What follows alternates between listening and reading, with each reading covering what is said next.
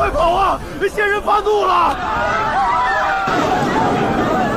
我去，不会刚穿越过来要领盒饭了吧？蝼蚁！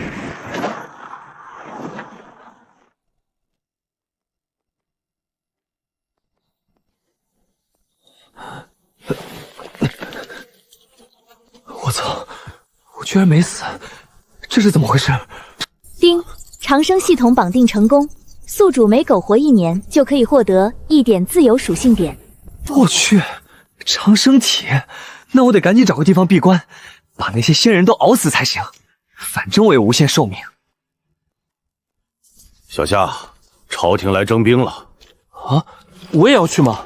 你不用，一般不招收孤家寡人，而且你本就是这2届的优秀巡捕，可以免除征召。不过我就得去了，此番上战场，不知何年才能回来，甚至可能战死沙场。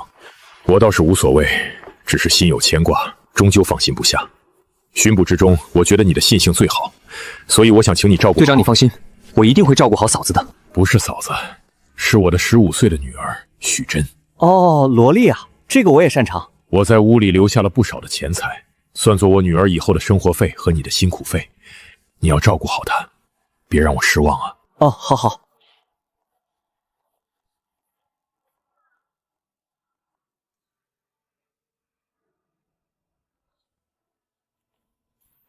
许真在吗？我是你陈哥。陈哥好。你好，接下来就是我照顾你了。你爹应该告诉你了吧？嗯。那我就去搬衣物被子过来住了。不行，这也太快了！再说我还没到岁数了，而且就算到岁数了，也不一定是陈哥你啊。虽然陈哥你是一个好人，但是还是容忍我先拒绝你。有事找我就行了，陈哥就住在对面那条街第3个房子。好。恭喜宿主又苟活1年，获得1点自由属性点。还是加力量好了。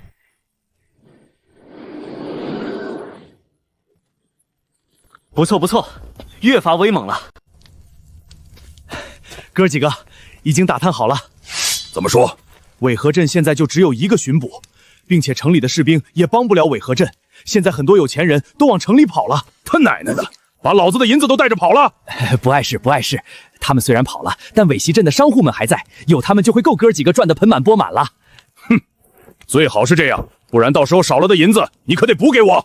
肯定少不了哥几个的。你说这尾西镇里如今就剩下1个巡捕呢？是的，这剩下的巡捕是最年轻的，刚刚上任没几年，年纪也小，构不成什么威胁。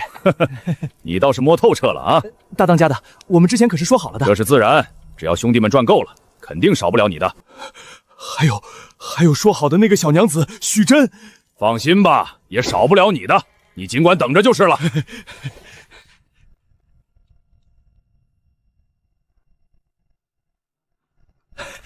大当家的，这里。先去哪儿一家？先去镇头里边那家，只有1个小姑娘，她爹之前是巡捕队长，但是被征兵走了，应该留了很多银两。这小姑娘应该就是你想要的那个吧？正是，大当家的英明。我倒要看看这小娘子长得什么模样，能让你这么魂牵梦绕。若是极品的话，不介意哥哥我先品尝一下吧？像一个人吃独食？不敢。哼，小美人儿出来玩啊！流寇怎么办？陈哥这个时间点去巡夜了。对了，地道可以直通陈哥的家。钥匙呢？地道的钥匙放哪里了？干嘛呢？一个个的！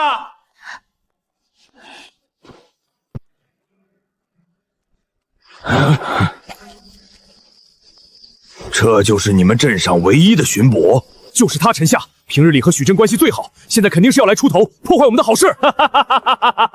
那今日过后，你们尾西镇就没有巡捕喽。要不你从我裤裆里钻过去，再磕几个响头，叫2声爷爷，我倒是可以考虑饶你一命。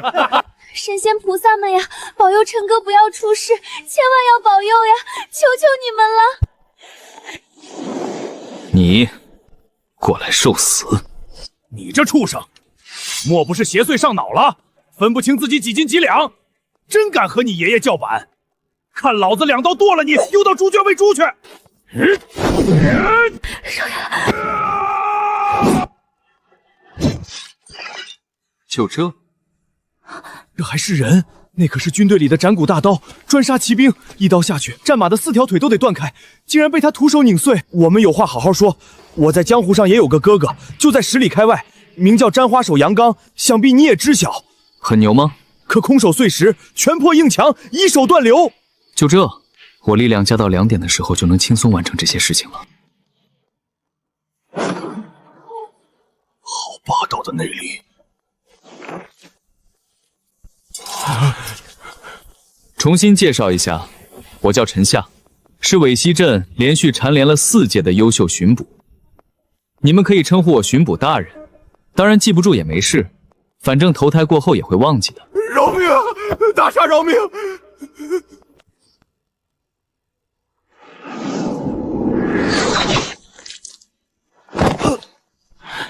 跟这个家伙拼了！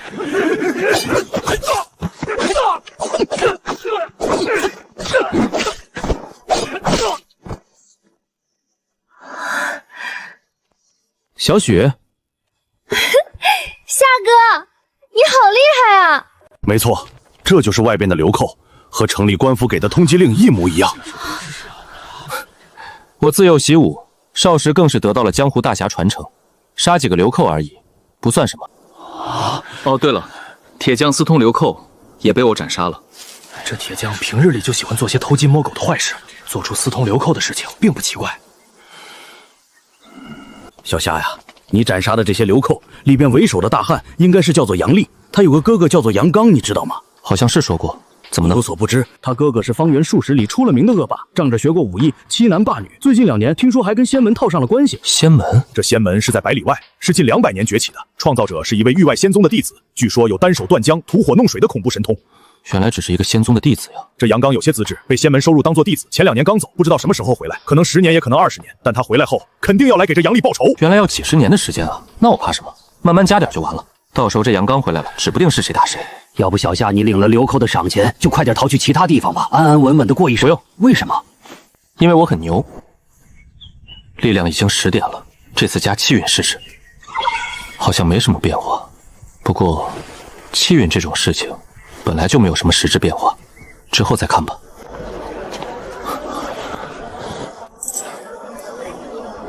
难道这就是气运的作用？哎呀，我的妈呀！难道你是龙王转世不成？不用鱼饵都能钓这么多。夏哥，这是我做的清蒸鱼，你尝尝味道好不好？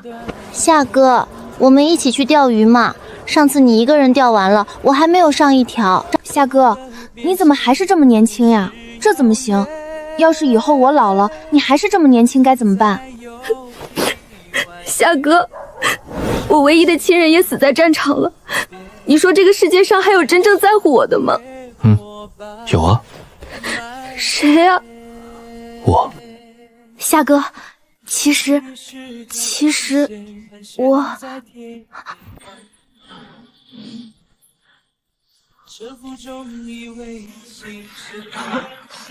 我们是域外仙宗修士，长老感知你们镇上有大气运者出世，特此前来收徒，加入我扶摇仙宗。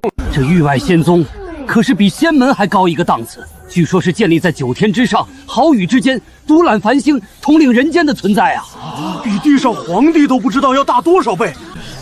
此次宗门用天机令检测到的大气运者，评级乃恐怖的大地级。此人若不陨落，将来必定成为大帝，遨游寰域，掌控全星。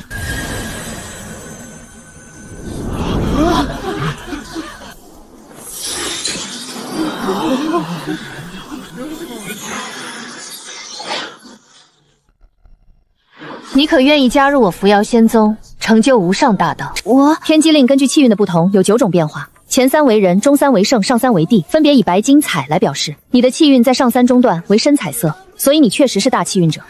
是不是弄错了什么呀？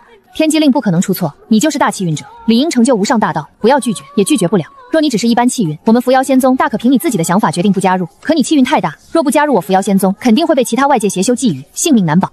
可我们怎么知道你们不会觊觎小雪的气运？邪修会害小雪，你们就不会呢？我们扶摇仙宗是此界的庇护者，与此界气运相连，生生相息，绝无可能害此界的大气运者。我可以立下生命大道誓言，绝不会危害大气运者半分。我已经立下了大道誓言，这小姑娘会有感知，且现在你们也没有拒绝的权利。我只是对待大气运之人才会如此尊敬。修行到底是怎么样的？扶摇仙宗主修仙法需要沉浸于悟道，你是大气运者，有很大的可能成就无上大道，但也需要绵长的时间去沉淀，少则万年，多则几。那能不能带上夏哥一起修行呀？可以让天机令检测一下，只要有些许天赋，我就可以同意，不然需要再请示一下。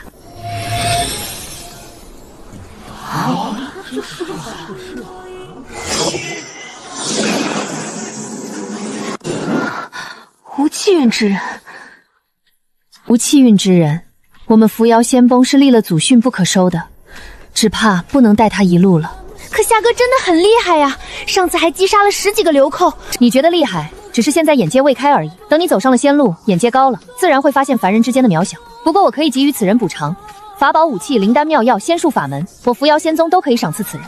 只要你加入，如果我去了，夏哥被仙门报复时，我就能站出来保护夏哥，也能和夏哥一起踏上修行路，一直在一起。你不用如此犹豫，你加入扶摇仙宗后，我会给他一个修仙法，只要资质足够，你们以后还是会相见。当然，这个前提得是资质足够才行。你是大气运之人，他是无气运之人，在成就大道之前，如果相处太久，他会极大的影响你的气运。等你印证大道后，才可免除影响。所以你们前面注定要分开。为了你的前程大道，后边若是还有缘的话，自然有数万年时间相处。夏哥，我想去。想去就去吧，每个人都有自己的路，走出自己想要的就好了。好。怎么了？喜极而哭？就是舍不得你。会再见的。那就给你们3日的分别时间，我们3天后接应你吧。夏哥，夏哥！小雪，小雪，还有意识吗？夏哥，你怎么有2个脑袋了呀？小许，你喝多了？没有，我没有喝多，我就是人有点晕。好好好。夏哥，帮我脱鞋。小雪，你没有脚气吧？没有，我才没有。奇怪，我怎么有3只脚呀？不对，好像要变成4只了。有没有一种可能是你喝多了呢？真的吗？我的脸好烫呀，真的喝醉了吗？别走，夏哥，你别走，别丢下我。好好好，你坐下。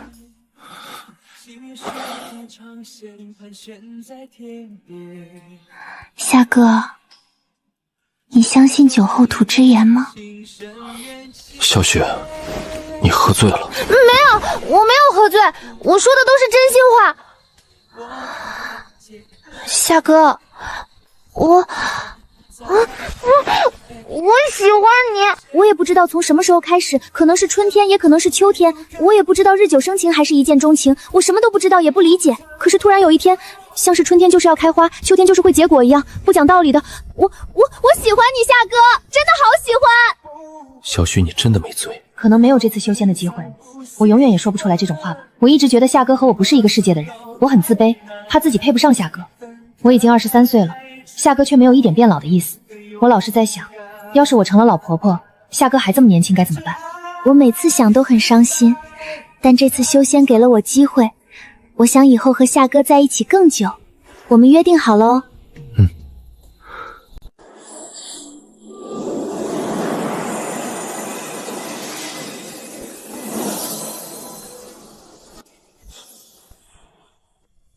法宝、仙丹、功法，你任选一样，我都可以给你上品，足够你这凡人受用一生了。快点选！有牺牲寿元修炼功法吗？你这选择倒是奇怪，竟然要牺牲寿元修炼的功法。这种功法，就算是几千年修为的大能都不敢随意修行。你个凡人倒是胆大。我打小胆子就大，不对身体有什么损伤，我还真不想练。这种功法比较罕见，我这里收录了一本，叫做归息术。虽然名字是归息，却是燃烧寿元修行的艺术。不过这归息术只是金丹法，最多只能修行到金丹，具体能力我没练过，也不知道。但书上稍微描述了一下，只要到金丹大成就能开始归息，每年都会增加身体的各种能力。也不知道是哪个奇葩想出来的。你要的话，我可以再给你2颗寿元丹，第1颗能增加你100年寿元，第2颗功效减倍，只加50年寿元。这归息术我要，寿元丹我不要，你换成其他的吧，最好能直接增加实力。那给你2颗筑基丹，之后你就老老实实的待在下界，不要再有什么不切实际的想法了。从此以后，你和圣女就是天壤之别。300年寿元求金丹，3000年寿元求大能，3万年寿元求准圣，30万修无敌。这老头不是说的金丹法吗？怎么求准圣、求无敌都来了？吹牛逼呢！金丹只有500年寿元，正常人修炼300年也差不多金丹了。这功法居然要牺牲300年去成金丹，那剩下200年还修个屁啊！直接快进到为了修行把自己送走了。但错的功法遇上了错的人，这一下就对起来了。按照上面所说，虽然会牺牲寿元，但会极快的提高修行速度。金丹之前大概是3倍速度，也就是100年就能成金丹，更别提我还能加点。这下真要修无敌了。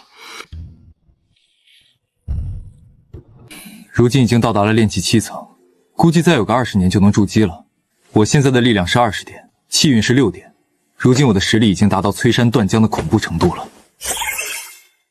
啊，这也行？大龟息术，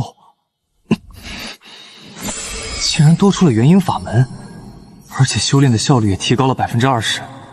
原先需要100年修成金丹，现在只需要80年了。诸位，这尾山镇的镇长陈夏可真是仙人？应该是吧？我听见过这陈夏的人说过，他相貌20年都没变过，除了仙人，谁还能有这种本事？就算是易容，也绝对没有这种效果。且之前与他关系密切的一个女子被仙人选上，确切的飞升成仙了。他应该也得了不少好处。与他关系密切的女子被仙人选上了，他为何没被选上？这就不知晓了。还不是因为这陈夏资质不行，所以没被仙人看上。我估计他这仙人的传言大有炒作的存在。你们看，如今的尾溪镇能这么热好，我们可是出了不少力气，全都等待着被那陈夏选当徒弟呢。结果无数人上门，他却一个不收。据说这陈夏在20年前就徒手击杀了一队流寇。且不谈这传闻真不真实，单是这击杀一队流寇的事情，许多江湖人士都能做到。远的不说，近的竹园7客肯定能做到吧？更别提百里内还有一个仙门。可是我们也不知道真假呀。那就稍微试探一下吧，看看他是龙还是虫。今日天气不错，没事我溜达。镇长好。好。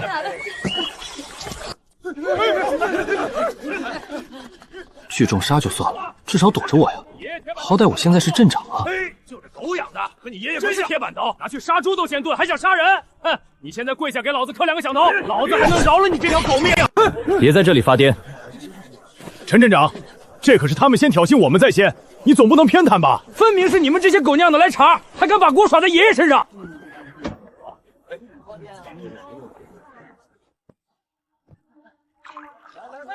小姑娘先回家，别怕。吓到人家小姑娘算什么？不会自己在外边约个地方吗？这确实是我太过气急，有失考量。事后这些破碎的桌椅，我都可以原价赔偿。我们也可以。你们知道我脾气很好，所以现在把钱赔我可以放你们一马。事后你们只要不在镇子里，我也不会去。钱可以赔，但哪有江湖恩怨之后了的道理？江湖之上起了恩怨，便要解决了才痛快。这样拖着的话，我们兄弟出去了，岂不是要被笑话？确实如此。你们是不是搞错了什么？我这里不是江湖，有人的地方就是江湖。看来你们是给脸不要脸了。镇长，你要是真不明事理的话，我们弟兄哪怕是豁出这条命来，也要为自己讨个说法。我们敬你是仙人，还希望你不要仗势欺人。我不喜欢杀人，但不代表我不会杀人。不知道陈镇长这句话是什么意思？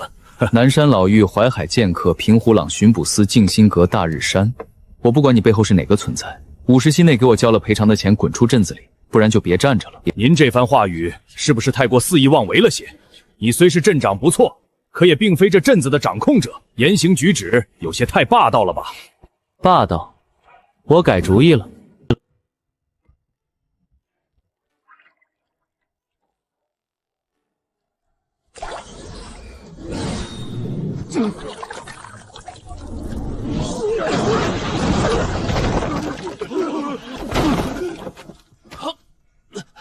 仙人之名果然不是传言。还要打吗？是我们兄弟鲁莽了，这就赔偿，然后离去。你最好是有事，请先生出示，保大宋无恙。就是你在后边试探我啊？在下唐突了，可也确实情非得已。如今大宋被外贼入侵，正值为难之际，还请先生出示，保大宋无恙。哎，为什么要请我？其他的江湖人士不行吗？其他的江湖侠客我们自然也有邀请，可起不到什么大用。只有先生这种踏入仙途的人物，才可算是决定胜负的人物之一。大宋王朝境内还有一处仙门，其宗主据说也是一位仙人，只是这位仙人闭关太久，不问世事，甚至皇上亲自去求都没能让仙人出关。没有其他仙人了吗？我们下界是没有其他仙人存在了。下界？我们这是下界，是凡人的地界，上面就是天界，是真正仙人存在的地方。不过上界的仙人好像不会随意下来。上次仙人下凡，还是因为来尾书镇收徒一事。就没有什么仙人灭城的事件吗？从来没有这种记录。且根据古籍上的记录来看，仙人若是下凡的话，会被极大的削弱力量，需要重新修行。所以甚至有江湖绝顶高手击杀下凡仙人的记录。我穿越而来的地界应该不在大宋境界，所以被灭掉的那个城镇，大宋不知道也很正常。大宋愿给出国师身份，请先生出山。再说吧，我还是更想苟住家底。先生，国之将亡，我却无力无能，唯有跪地痛哭，丢光了家族脸面。废物，我真是侏儒废物！打仗变数太大了，万一对面也有什么怪物存在，那我不就危险了吗？不如苟着多加几年的顶数，再苟70年，等金丹后，我应该就在这下界里无敌了。什么事？镇长，不好了，镇子里闹妖邪了！这死法和20年前的尸体一样。穆邪茂道长呢？他当初不是要处理这个妖邪的吗？穆道长死了！我们见穆道长一直没过来，就商量着去看看，结果走到半路，就发现穆道长的尸体倒在了半路上。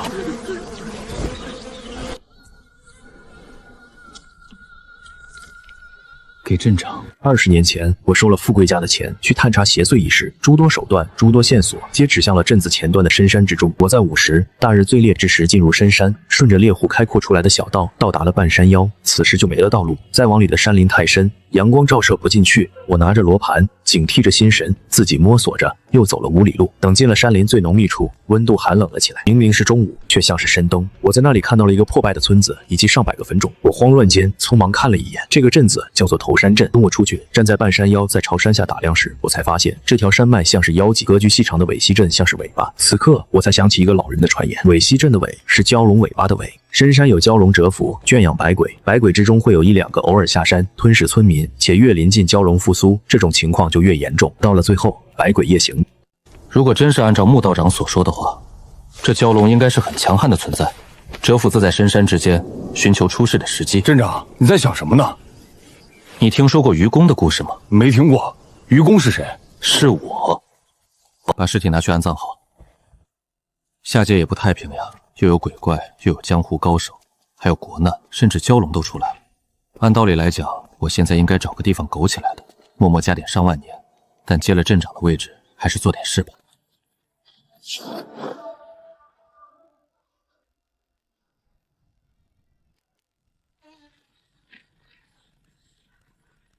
龙兄在吗？这是我力量加到25点后第一次使出全力。深山在此，是因为我之前没来，我来了后，这里就没有深山。既然不知道蛟龙蛰伏在哪里，也不知道破败的村子在哪儿，那我只能打碎整座山了。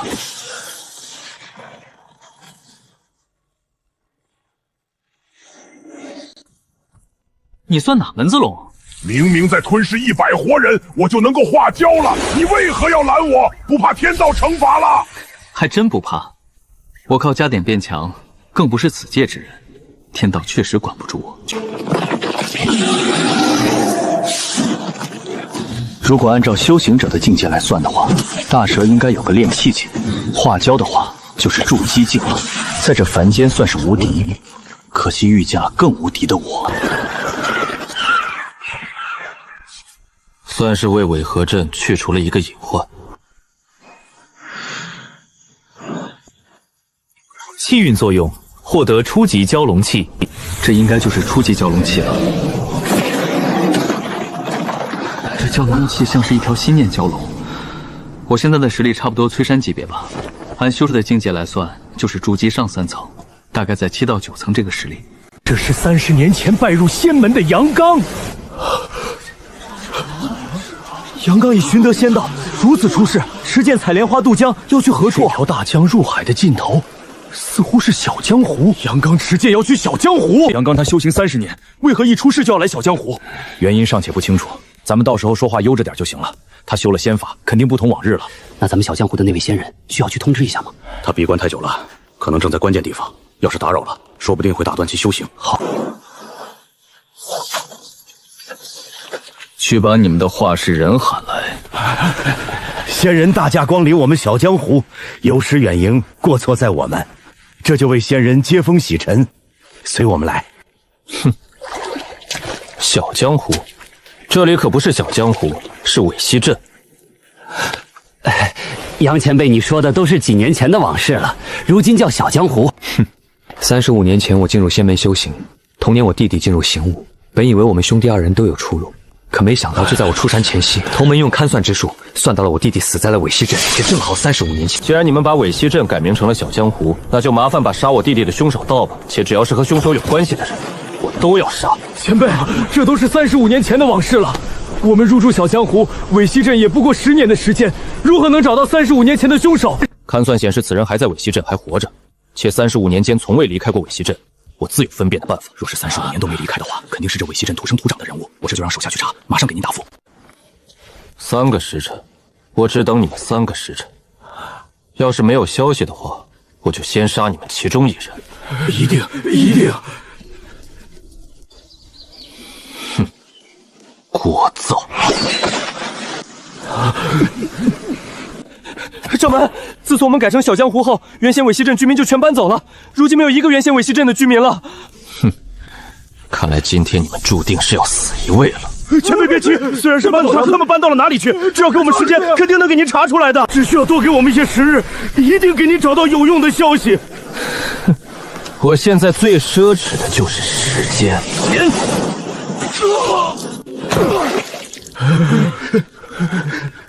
3个时辰后，要是还没有有用的消息，我就再杀你们之中的1人。是，我们这就命人去找。都好。前辈若是可以勘算的话，能不能再算一些其他消息，我们好去寻找？仙人勘算的手段存在诸多限制，不是想知道什么就能算出什么。你们凡夫俗子不懂，也不要妄言。是。如今的江湖是什么格局？当家的是谁？有哪些高手？当家的还是武林盟主岳千秋，高手的变化就大了。如今的10大高手，为首的是老庙山的左飞扬，内力浑厚似山，曾经一人渡海登天300米，隐有仙人姿态。不过渡海登天而已。和前辈您这位真正的仙人比起来，左飞扬自然是有诸多不足的。继续。第2是朝堂中的1人之下，万人之上，巡捕司之主9000岁。大宋王朝都快撑不住了，皇帝不知道来了多少次求师尊出世，这9000岁也不过是凡人之巅罢了。前辈所言甚是。第3位是养龙寺的高僧龟寂，不过龟寂高僧已经有5年不曾出世，有传言是在必死关，也不知道现在具体如何。养龙寺还行，有些门道，算是200年前留下来的底蕴。不过如今的江湖不仅不见长，反倒是越来越回去了。其实除了10大高手外，还有因为太强不进入排名的2仙人。哦，是什么人物？敢以仙人之名著称？这第1位您肯定是知道的，就是您的师尊，大宋王朝的第1位仙人。这个我自然是知道的。师尊他老人家确实不能和凡夫俗子排在一起。不过究竟是什么人物，竟敢和我师尊排在一起，叫做2仙人？我进入仙门的时候，可不知道世间有这种人物呀。莫不是突然蹦出来一个阿猫阿狗，弄些戏法，让你们信以为真了？你有所不知，这位仙人是您入仙门35年里新出的存在，据说其力可以摧山，一颗水珠即可杀人。之前还是这尾溪镇的镇长，不过10年前辞官了。要是能够摧山的话，那确实算仙人手段。只是你们见过吗？这是10年前的事情了，我们也只是听过传闻。不过许多人都在说，应该错不了。如果说35年来一直都在尾溪镇，且从未离开过尾溪镇的人物，他应该也算一个。不过这位是仙人，恐怕什么？恐怕会引得他不悦。且这位仙人现在正在闭关，闭关难道就不许我去看看吗？他是仙人，我也是仙人，且我是真仙人，他就未必了。真假2字还是假字大些。且就算他真能摧山又如何？我未尝不可。您自然是实打实的仙人，不过那位存在应该也错不了。且许多年没有出关，我怕正在闭关的关键时候不宜打扰。那你们说的我该怎么办呢？不如前辈您先回去，等这位仙人出关了，我立马让人来通知你，到时候您2位当面述说就好了。你们是觉得我的脾气很好吗？我刚才已经说了，如今最奢侈的就是时间。不敢，只是我怕这样贸然打扰了另外一位仙人，会让他对您的印象不好。印象？你们不如考虑考虑接下来该怎么活下去。您别急，我们这就带您去找那位仙人商议。找？把他叫来，我在这里等3个小时。3个小时后没到的话，和你们有关系的都得死。如今掌门危在旦夕，我愿去做如此重任。若惹得仙人不愿，身死当场，还望诸位照顾好我家人。好，我们3大门派定忘不掉你的贡献。对，从此之后，你家人就是我家人，谁敢动，我定杀之。仙人在吗？小人有事求见。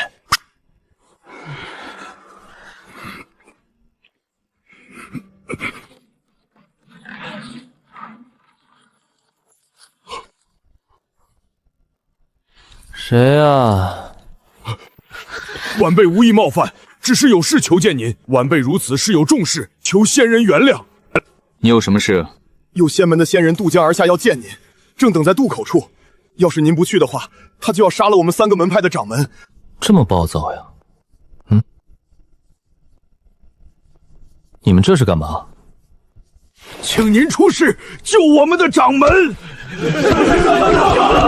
哦，这是哪儿？从我闭关到现在过了几年呢？这是韦西镇，从您闭关到现在已经过去10年了。来找我的那个人叫什么名字？那位仙人叫做杨刚。杨刚。他来干嘛？据说是来给他弟弟报仇。35年前，他弟弟在韦奢镇被人杀害了。啊，对了，他是不是有个弟弟叫做杨斐？不是杨斐，是叫做杨丽。对，他就是有个弟弟叫做杨丽，我杀的。那就没错了，杨刚就是来找您的。他有多厉害？应该已经踏入仙道了，是踩着莲花渡江而来的，手上还有一把剑，一剑就展开了整个渡口。也没多厉害，有客自远方来，先砰砰2拳，不死再区别别院。行，都起来吧，别跪着了，我又不是皇帝。不知道您是否愿意出手救救我们掌门？走吧。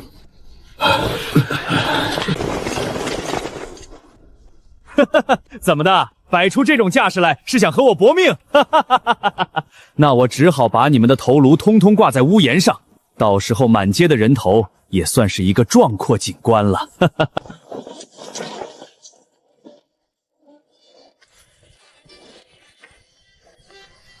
你就是杨亥吧？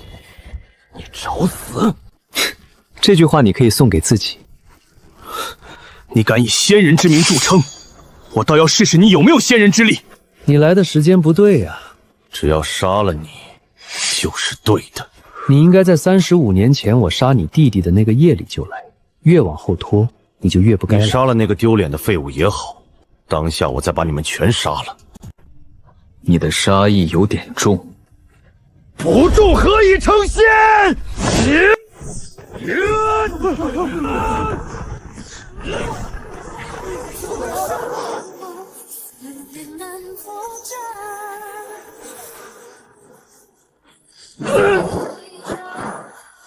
连最基础的力道都不足，还想学人出剑？接我弹只需退50步，接我一拳的话，岂不是要去到娘胎里了？就怕你没有这种时光倒条的本事。你是不是误会了什么？我说的是你下辈子的娘胎。你这么想要找死，我就成全了你。等下我要一件一件的割开你的皮肉，再砍开你的骨头，挖出内脏，魂点天灯。可惜我是一个善良的人，不能给你这么好的待遇了。出于回馈的话，我就直接打死你吧。死到临头还敢嘴硬！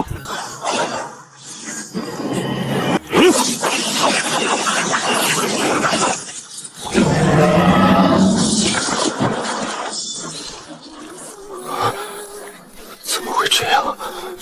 怎么会？如此，你也配叫仙人？让你看看什么叫真正的仙人。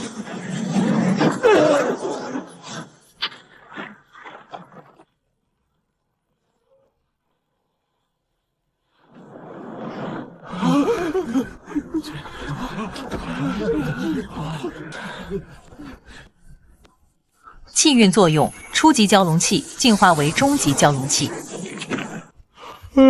没什么事的话，我就先回去了。您请，需要什么尽管和我们说，我们一定尽全力为您做到。好。对于这个杨伟的仙门，你们了解多少？杨伟是80里外的仙门弟子，在35年前拜入仙门，成了那位仙人的关门弟子。他35年前就已经成名，不过还是恶名居多，干了不少伤天害理的事情，没想到还能加入仙门。至于他的仙门，据说在300年前创立，其宗主也是您之前的大宋唯一一位常驻仙人，甚至还得到了天界仙人的肯定。100年前还有这位仙人出世，横推养龙寺的事迹，只不过这100年就没了，据说是必死关去了。希望他是真死了。啊？您真爱开玩笑。我确实挺幽默的，但是刚才那句话没开玩笑。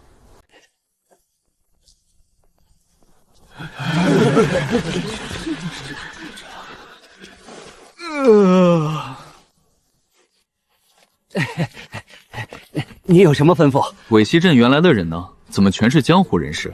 原先的尾西镇居民都高价卖了房屋，搬去了最近的城里。如今的尾西镇大多都是江湖人士了。哦，求仙人出世，救我大宋于水火之中。我记得上次也是你来的吧？都过去10年了，这仗还没打完吗？蛮夷武力强横，不过当初陛下已找到了应对方法，形势尚且稳住。可5年之后，陛下驾崩，太子继位，年幼不懂战事，被蛮夷横推了100里，靠着熟读兵书的长公主出战，才堪堪稳住情况。你们大宋是没有自己的将领了吗？怎么还要长公主出战？先皇之前削弱了武将势力，培养文臣。哦，那你们这是自作自受呀，关我什么事情？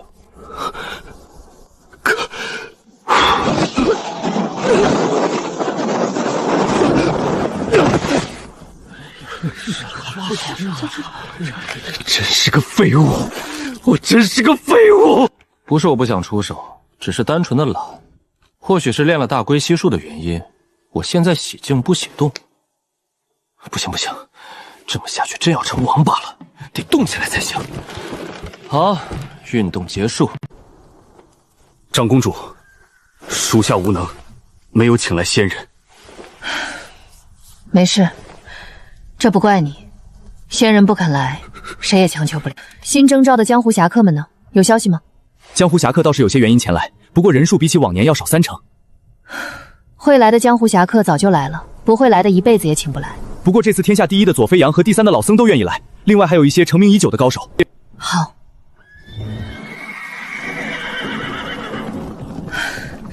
真的够吗？要是守不住怎么办？请长公主放心，我誓死守卫城门。说了多少次了？父皇逝去，如今弟弟继位，我来镇守边关，你还叫我长公主像什么话？叫将军就行。是，将军。我代表大宋请您出世，挽救大宋危局。我愿给予您国师身份，且满足您的一切要求。我这里必须要给你说明一点，虽然我是一个好人，但你们并没有什么吸引我的奖励，对吧？可您身处在我大宋江山这么多年，总归是有些感情的吧？且蛮阳顽劣不堪，进入大宋之后定会屠杀百姓。您出世不单是为救大宋，更是为百姓。你说的对，可我并不吃感情牌，你的道德对我没用。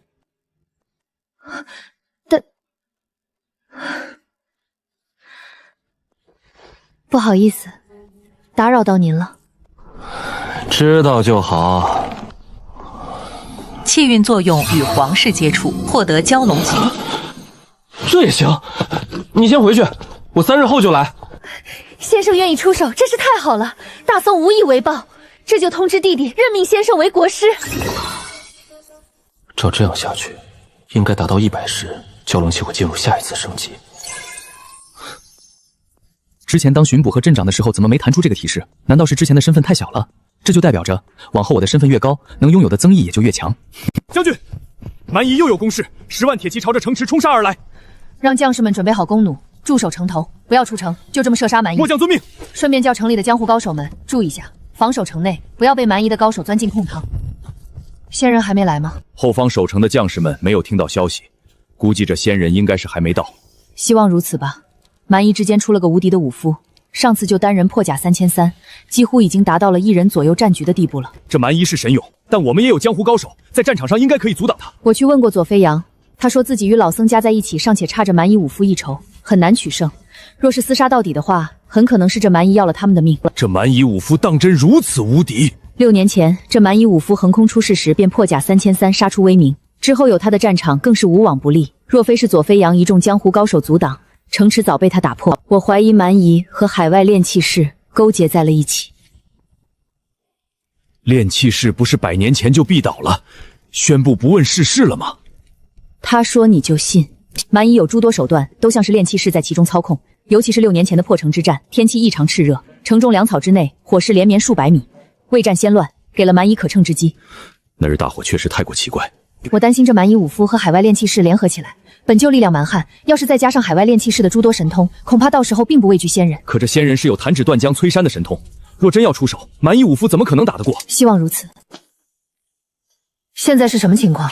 大人，蛮夷及铁骑盘旋在1000米之外，并未着急攻城，我方弓弩射击不到，只能继续守城。放箭！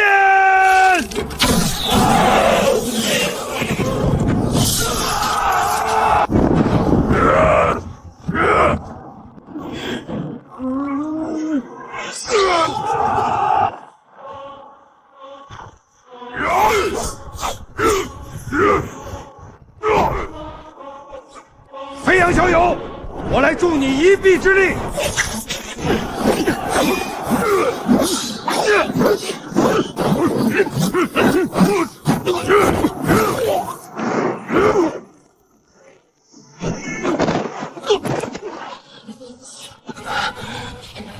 你又有突破。武道本来就该向上走，你们两个废物止步不前，自然要被淘汰。炼气士，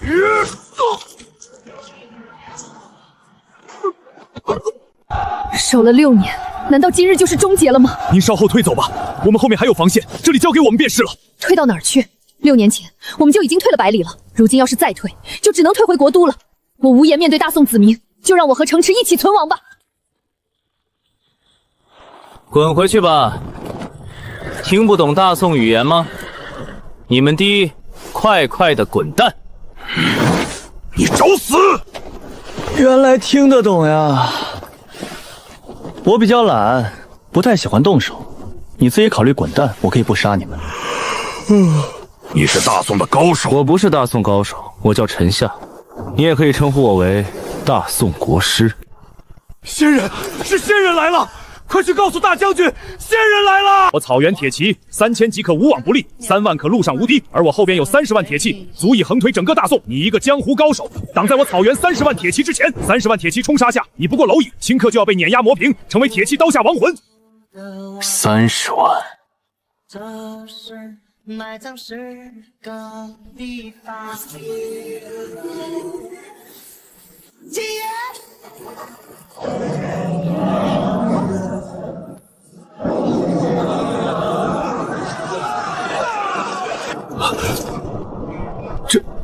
这就是仙人一脚的威能吗？30万铁骑不行，300万尚且够杀。我去！将军，我们赢了，蛮夷大军退后了，国师太厉害了，这就是仙人伟力吗？从绝望到充满希望的转变，全都是因为一个人，这或许就是人间力之极致了吧。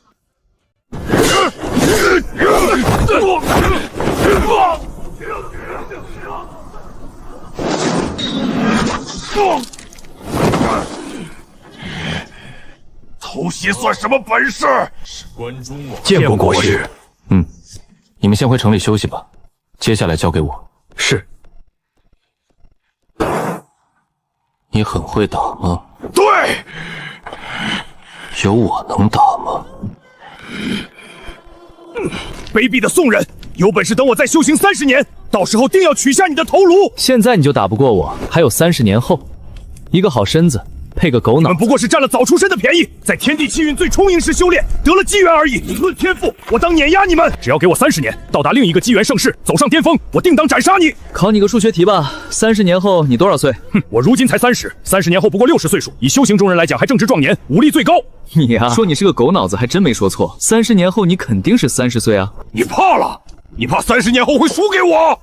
对，我怕你个算术都算不明白的狗脑子，你满意了吗？你个软蛋，连30年时间都不敢给，还敢叫什么仙人？叫怂蛋算了！你要是再狗叫，我就把你的尸体做成标本。哼，阴险小人，软蛋怂鬼！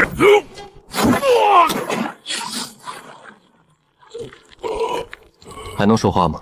本来还想给你一个平稳死法的，没想到你这么能叫。给你30年，你能斩我？可别开玩笑了。你是觉得我不会变强吗？不管是现在还是30年后，你都是我随手锤杀的手下败将而已。而且我凭什么给你30年？你要是态度好点，跪下来求我，好好说2句切磋交流的话语，说不定我心情好，还真给你30年时间。连要杀我的话都说出来，你是真的嫌弃自己命长啊？我人是很好，可并不是老好人。请上宗降临，请上宗降临。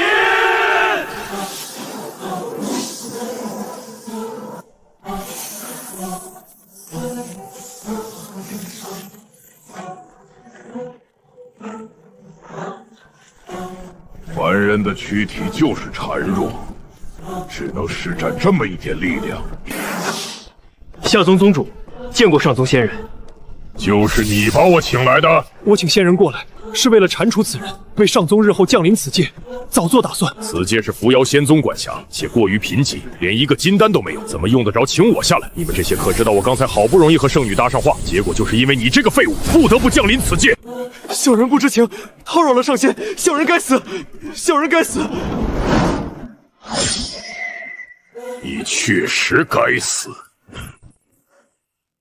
你也该死。若不是你这蝼蚁闹出动静，我也不会被迫降临此界了。那你大可以现在就回去啊，又没人拦着你。破坏了我和圣女搭话的大好机会，现在又想让我就这么回去，哪有这么好的事情？我要将你们这些蝼蚁的灵魂都收割，化作我修行的本源，如此才能稍微弥补我下界的损失。只是一个筑基的蝼蚁而已，凭什么敢挡在我面前？哼哼，即使我因为降临的原因实力大减，也不是你这个蝼蚁能够直视的。去死吧！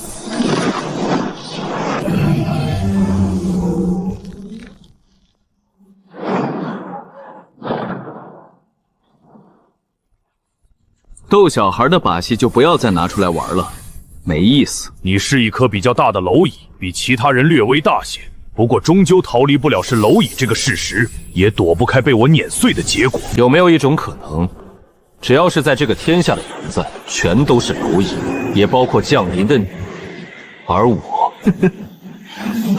就是最大的那一只。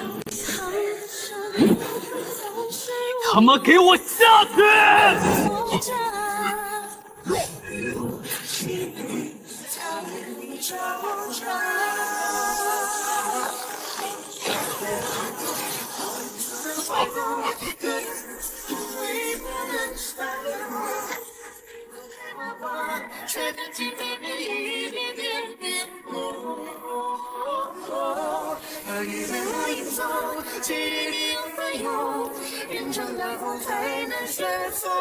不全，我是认真的；挖洞，我是专业的。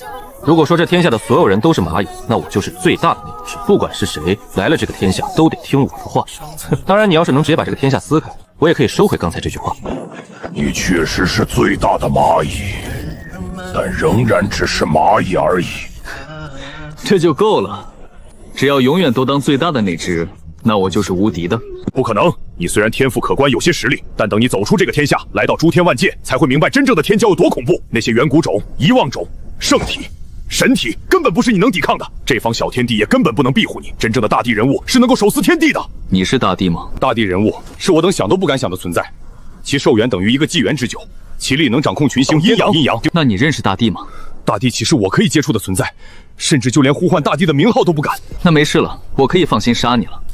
你不需要杀我，也杀不死我，这只是我的一缕神魂而已。虽然你的身份低微，但我愿意与你通力合作，咱们共同收割此界生灵，获取本源。事后我可以把你带离此界，体会诸天万界的风采，修行大道。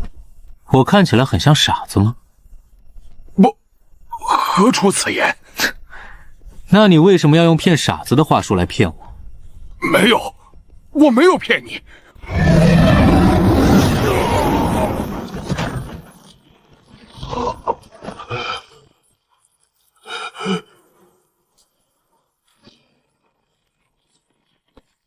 你好，你这蝼蚁，要是敢灭我神魂，此后只要你离开这番小天地，我就要在诸天万界里追杀你万万年，直至碾灭你的灵魂，让你不入轮回。我好怕。气运作用。 你斩杀上界岛海境仙人的一缕神魂，获得3抹无敌翼。越境杀敌时，第一境杀人可获得1抹无敌翼，加持自身超越同境。3000抹无敌翼成无敌之人，可开大地之路，登临诸天。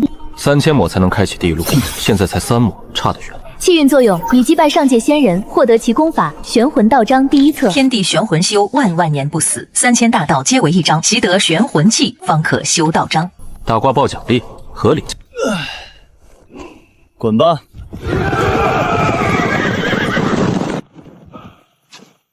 练气势就别走了。仙人饶了我们，我们以后定安安分分的隐居海外，再也不敢有异动。我也很想饶了你们呀，可你们的种种行为让我放心不下。仙人放心，我们绝不联系上界，且要上界的仙人降临，需要的是铁木屋一样强健的体魄。世间并没有这么多天赋异禀的存在，请仙人不要担心。你们知道的，我是一个好人，而且还比较懒，平时能不动手的话，一般是不会动手的。对，你是一个大好人。可我不是一个傻子，抱歉让你失望了。我不想担惊受怕，我会用最快速的手段杀死你们。 让你们不至于太痛苦，所以，请你们赴死。市民作用，获得45点化蛟龙气。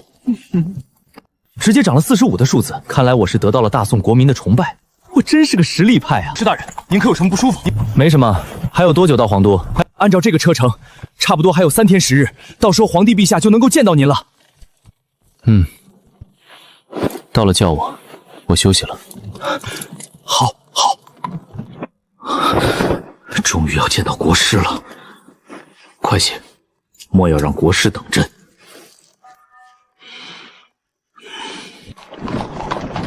是大人！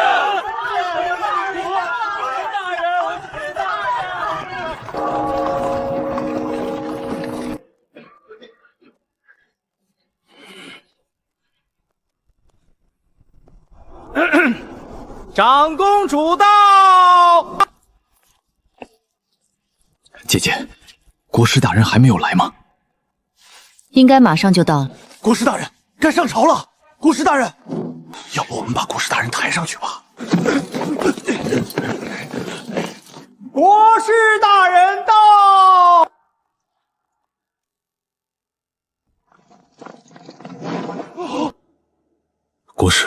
国师大人在哪里？ 你们可是怠慢了国师大人！我们说了要来觐见陛下您，但国师大人还是不肯出来。混账东西，怎么能说来觐见我？该是我觐见国师大人才对。我宋威求见国师大人。国师大人若有何不满，可以和我仔细诉说，我一定尽全力改正。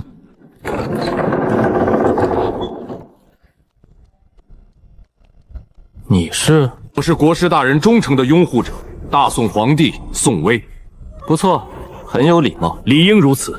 国师与我大宋就是再生父母。这样说来，我就是你爹了。义父，没想到这个皇帝竟然如此能屈能伸。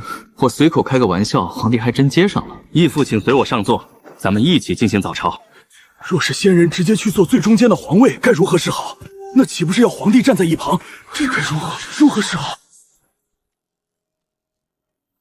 搬一张椅子来吧，不然我坐哪里？都愣着干嘛？还不快去给义父搬椅子！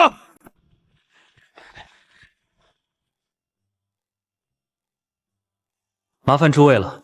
为主子做事是我们的荣幸，哪怕赴汤蹈火，奴才也在所不辞。陛下万岁万万岁！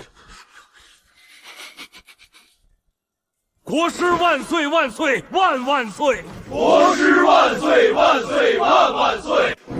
不用祝我万岁，祝我无敌就好。祝国师大人无敌天下！义父，对于我的发言你怎么看？你按照往常一样来就好，不用管我，当我不存在。好。义父，按照规矩，退朝之时应该是当朝地位最高的人先走。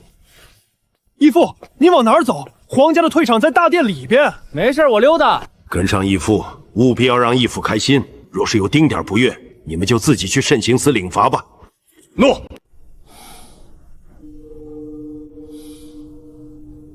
这雕像怎么这么老？你们先走吧，不用管我，我性子慢。国师大人真是体恤，简直菩萨心肠，老臣感动不已，未言谢，唯有对国师大人鞠躬尽瘁，死而后走。这个大宋王朝从上到下，是不是都有些太农田了？你们先走吧，我想自己待会儿。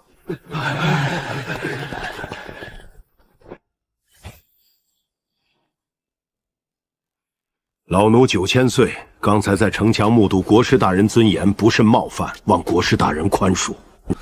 你就是那个天下10高手之一，在国师大师面前，哪有什么天下10高手，只有另外一位仙人罢了。关于仙门里闭关的那位仙人，你有了解吗？那是一位剑修，据说是上界转世的仙人，从大宋开国之初便存在，曾一剑开国门，悬剑出帝头上，强行要了50里封地，创建仙门。只要了50里，那也不算多。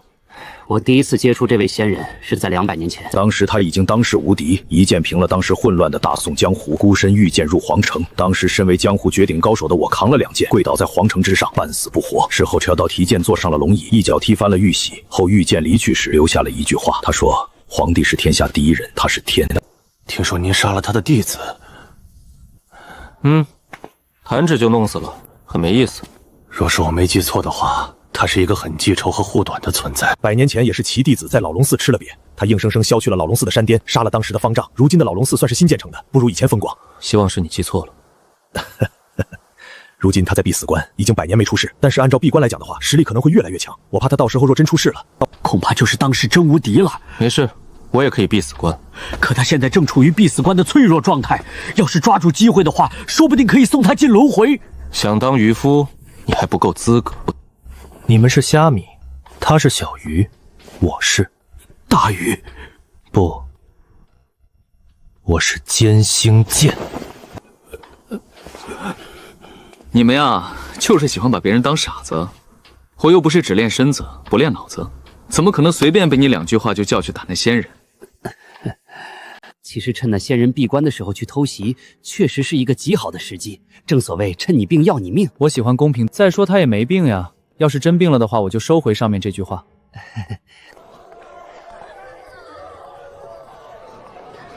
你这糖葫芦多少钱？10文钱。你这价格稍微贵了一些啊。水果都是当季的，糖汁也不贵，卖个8文钱合适。不过我说的是以前的老物价了，现在可能不适用，你随意就好。你以前卖过糖葫芦，有些懂行啊。没有，我以前是巡捕，没收过糖葫芦。这个你也要没收？主要是嘴馋，等着他收摊的时候，把糖葫芦柱子没收回去，吃1-2个，第2天再还给他。后面想吃了再没收。嘿，您这吃一个糖葫芦多大的事情，花得了几文钱？为啥不直接买呢？你不懂，因为白嫖真的很爽。也是，嘿嘿，您要糖葫芦不？我按照您说的价格给您，8文钱一个。不是白嫖的，吃起来没那个味道，而且我没钱。您呀，真是有趣，谢谢夸奖。来个雪梨的糖葫芦。好嘞。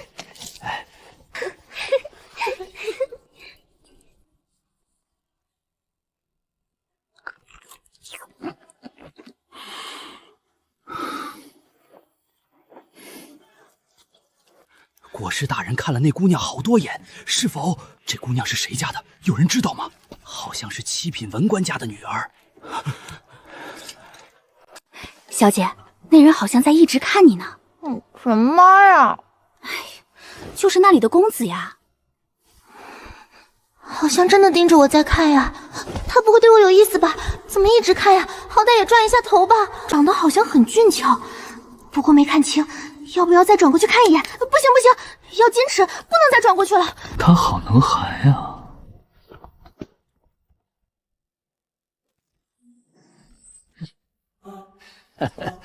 仙人伟力，果然不同凡响。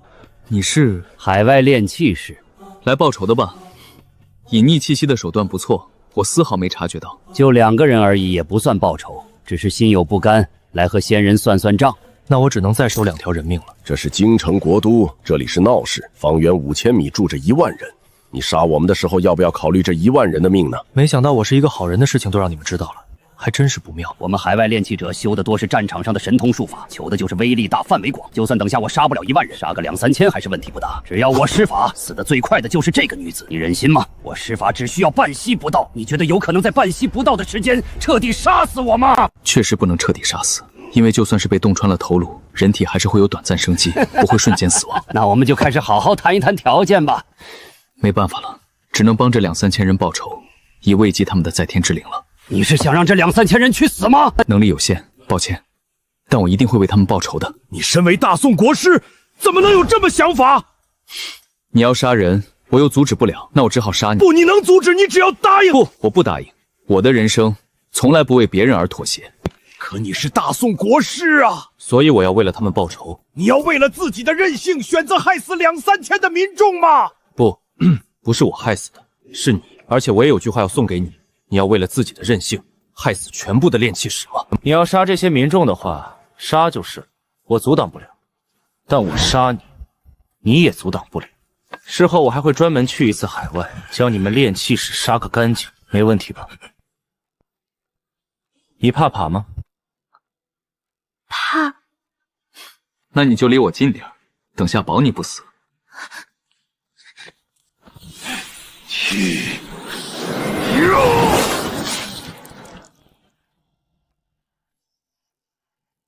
你果然是在意的。我们还有一位炼器师，他马上就会施法。好。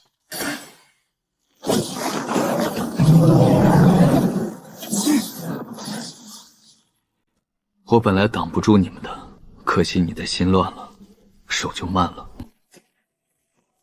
巡捕司护驾不力，请国师责罚。真不需要你们护驾，也别跟着我了，自己回家休息吧。谢国师大人宽恕。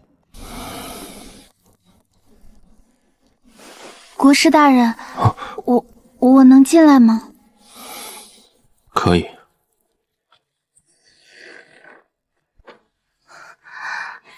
是你？见过国师大人。你叫什么名字？黄清月。今天你买糖葫芦的时候，表演了一口吞下雪梨吧？那你能不能再表演一下？这次咱们不吞糖葫芦。不吞糖葫芦吞什么？这件事情应该没有男人可以拒绝。你能表演3口1头猪吗？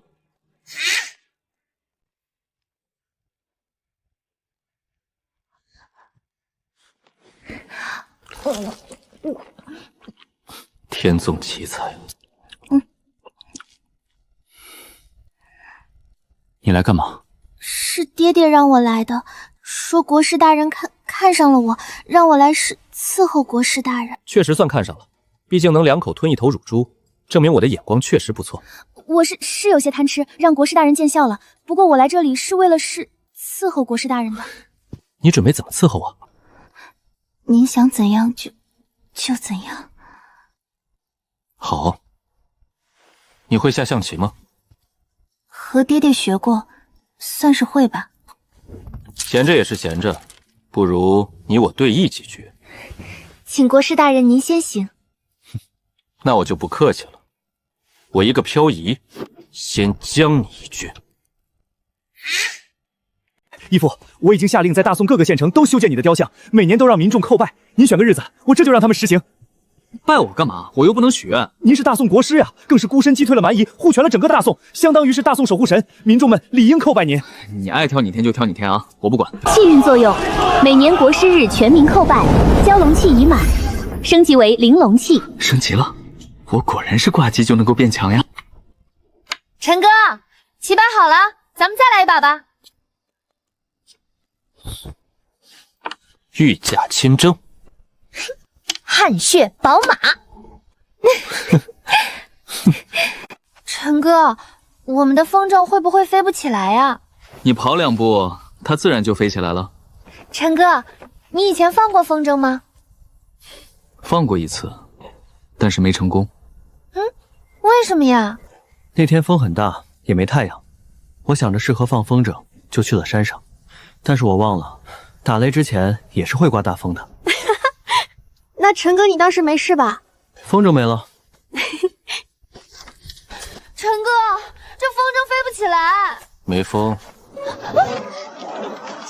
风这么大，等下会不会打雷啊？不会。陈哥，我们下次一起放风筝好不好？好。陈哥，起床啦！陈哥，起床啦！陈哥。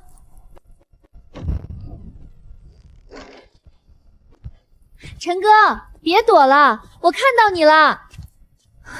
陈哥，陈哥。我个人认为离别是不需要写信的，因为也不是什么好消息。但出于礼貌，就提一下吧。相逢即是缘，去门外看看吧。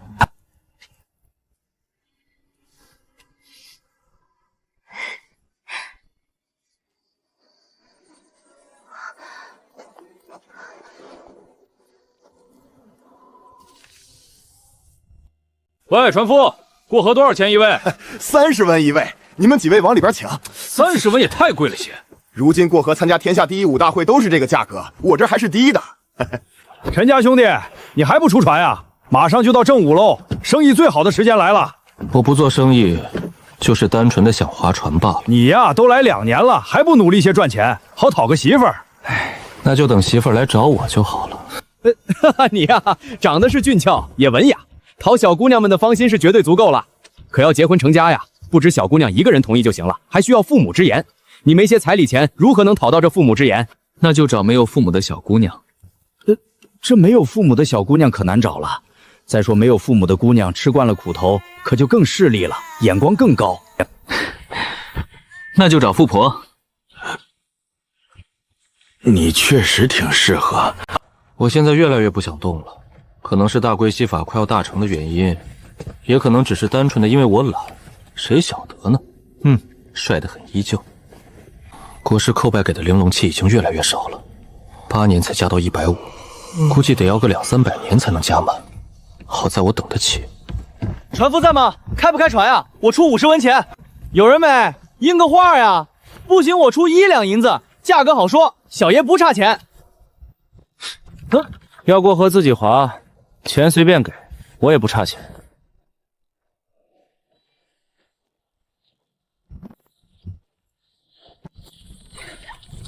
你们谁要一起划的？这划船可是个新鲜事儿，算我一个。此次武道大会，你们觉得谁会是第一？原先的天下第一左飞扬肯定有很大的可能蝉联，毕竟他年纪也不大，还是当打之年。朝堂9000岁，活了近200年，不还是如此生猛？依我看，左飞扬近些年都在和皇家接触，事务繁忙，没时间练习，更没有突破，很可能已经被其他高手超越了。那仙人呢？你们说仙人会不会来？仙人不算江湖之人，应该没理由来此。再说仙人自从离开皇城后，已经过去5年了，一点消息都没有。听说已经闭了死关。听说我只是听说，好像去了海外，要寻找登入仙界的途径。我听说仙人已经飞升入了仙界，所以才没了消息。我倒是听说仙人飞升不利，受了重伤。5年前皇城的大北雨夜就是仙人的飞升之时，之后赵挺就代表仙人飞升失败了。我这里也有个消息，当然是别人告诉我的，我绝对没有如此心思。打住，打住！听说仙人在皇城的大北雨夜飞升失败，先陨了，这种话可不能乱说。现在我都已经陨落了，要是再过几年，估计就得快进到投胎转世世去了。以后的国师日也别叩拜了，直接插3炷香，改成祭拜算了。你们听说过小仙人吗？小仙人？怎么如今还出了个我的青春版？小仙人就是最近2年声名鹊起的那位，听说修的是神通术法，刚出世就击败了几位江湖老牌高手，更是孤身去了老龙寺问道，后边还安然下山了。这小仙人来历如何？你们可有知晓？我只听说他是来自一个隐士宗门，如今出世就是为了振兴宗门。我这里倒是有2个说法，一是说这小仙人来自仙门之中，是那位老仙人即将出世的代言人；二是说这小仙人来自海外，修行种种神通术法，是海外炼气士集大成者，如今才敢来大宋江湖出风采。你们说这会不会是大宋皇室的阴谋？何出此言？国师离开不过是皇室的一面之词，谁知道国师究竟走没走？且江湖之前的3大高手左飞扬、9000老僧都和大宋皇室交好，而大宋皇室之前又和整个江湖不太对付，甚至说出了侠义武乱禁的言论。这次大宋皇室罕见的参与武道大会的举办，且还要把武道出彩的人物招纳入皇庭之中，大有把朝堂和江湖融合在一起的心思。照这样说，大宋皇室是想让整个江湖给他当狗？应该如此。且按照大宋皇室的武力，就算是加上左飞扬与9000岁，也不能稳定拿下整个江湖。所以我觉得国师大人可能躲在背后，在最关键时出手，镇压整个江湖。算了，这件事情不该我们去想，我们只是来看个热闹。也是。名单上的江湖人士都来齐了吗？来了9成，还有1成生性多疑警惕，或许是怕些什么，现在还没来。1成而已，无伤大雅。等整个江湖被我掌控在手中，这剩下的1成江湖侠客自然该懂得如何选择。哼，如果他们还不知道的话，就只能用大宋的铁骑教他们如何抉择了。何须大宋铁骑这么大的排场？老奴亲自上门一次就够了。区区小事，哪里用得着九伯出马？能为陛下您做事，是老奴的荣幸。那就请九伯在此次武道大会里多出些力气了。这是自然。左飞翔如何说？他同意了吗？左飞扬这里不好劝说。其实我已经将舆论放了出去，打着朝堂与江湖和平相处的心思，估计会是您的最大对手。我让姐姐专门去找他谈过，没想到还是谈不拢。姐姐也没办法，只叫我事后饶着左飞扬一命。您可有信心胜过左飞扬？20年前，左飞扬为江湖第1，我为第2，我们之间确实有一战。我当时输他半招，不过若是舍命厮杀的话，我有信心和他换命，而不是差这半招。如今20年过，我又有感悟，隐隐约约成天人之相。我已有近200年寿命，任何江湖人都比不了我。最近新出的小仙人，您打听过消息吗？我让蝶子去探过，但蝶子没回来。根据其他人的猜测，很有可能是海外炼气者。没想到国师才消失5年，海外炼气者就敢如此光明正大的现身。国师的消息这些年也没打探到，估计海外炼气师也没打探到，所以才敢出现在大宋境内。这些海外炼气师漳州行仙法一直不服国师，如今又要出来挑衅一下，很是正常。先不去管这些海外炼气师，等镇压了整个大宋江湖，再慢慢管他们。要是国师还在就好了，以他的名头镇压整个大宋江湖，估计不费吹灰之力。快看，是长风大侠！据说10年前就宣布避世不出了，没想到今日竟然能看到。高台上的是谁？须发洁白，黑蟒袍，莫非是皇家绝顶高手9000岁？武道大会正式开始，第1场，西洋长风对战鞍山老怪。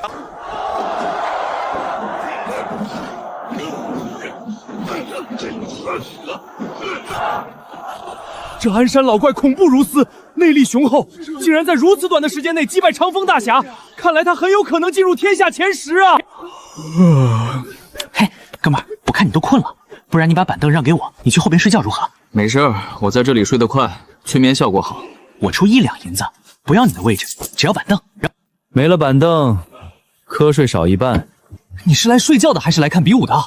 哼，凑热闹罢了。真是无语。天下第1与天下第2厮杀，谁赢？左飞扬8年前边关一战，被蛮夷断了手，如今不知道恢复如何。若是影响太大的话，应该不敌9000岁。20年前他们之间的胜负就只差半招。20年后左飞扬受损，9000岁厚积薄发，胜算很大。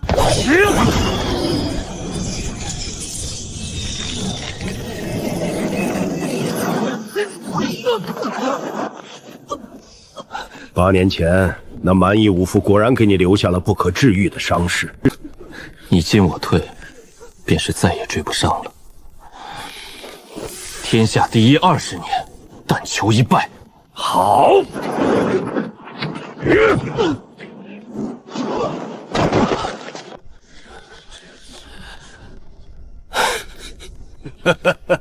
不知9000岁可曾听说过鹬蚌相争，渔翁得利的故事？我家里人说过，天下之中9000岁是最接近仙人的存在，所以我便来找你了。顺带一提，我这眉心红点是吸了10几位江湖顶尖高手的血肉内力，他们也因此原因来不了这武道大会了，以大宋江湖为套板，送我入仙人之境。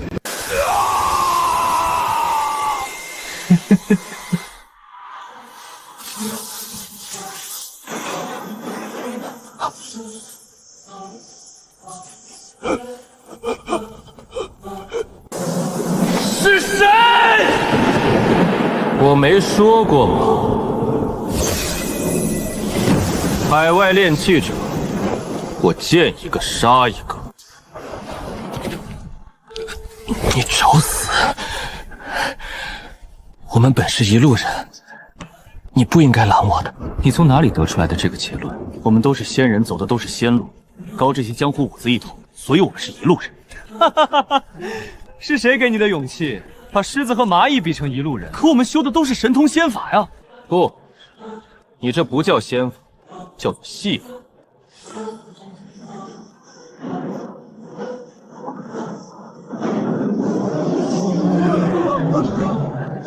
这才是仙法。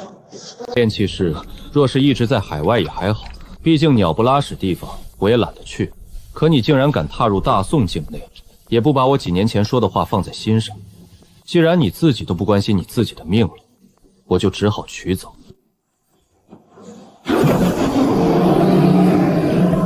我此次前来大宋，就是为了寻找国师大人，代表诸多海外炼器士向国师大人赔罪，还带来了礼物。这是我们海外炼器士的秘宝，献给国师大人。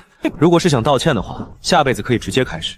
不过估计你下辈子也长不了记性。我已经如此低声下气，你还要撕破脸片，那就别怪我舍命一搏了。就算杀不了你，也要坏你根基，毁你大道。我听过很多笑话，但能让我笑得这么自然的，你是第一位。就算我是笑话，你以为自己好得到哪里去？整个天下怕是没有一个人真心对你。你看看周围这些江湖武夫、朝堂皇室，哪个不希望你死，不希望你陨落？奸诈小人，岂敢离间我与义父的关系？这些人，大宋皇室也只是想利用你，可有谁真的关心你？你说的对，可我还是要杀你。杀我！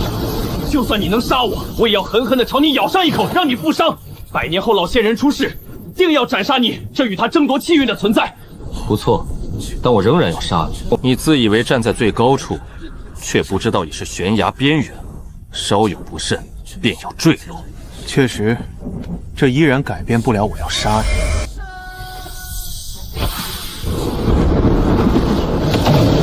你说你要狠狠地咬我一口，让我负伤。我觉得你是不是有些弄不清狮子和蚂蚁的区别呀？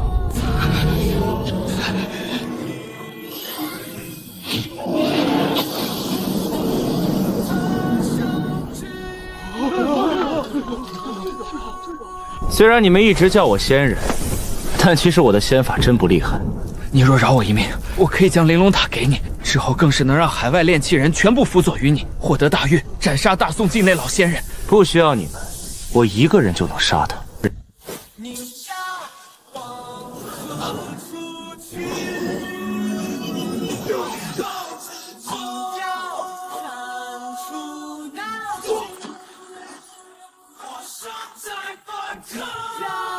诸位近来可好？托义父的福气，大宋近年来欣欣向荣，安稳平静。你们继续打，不用管我，我就是看个热闹。简单搭了个擂台，可能简陋了些，你们不要在意。那个炼器士我没弄死，你带回去，问些有用的消息出来。是。我确实不应该出现在江湖，修仙的和练武的怎么搭得上调呢？所以往后，希望咱们江湖不见，山水不逢。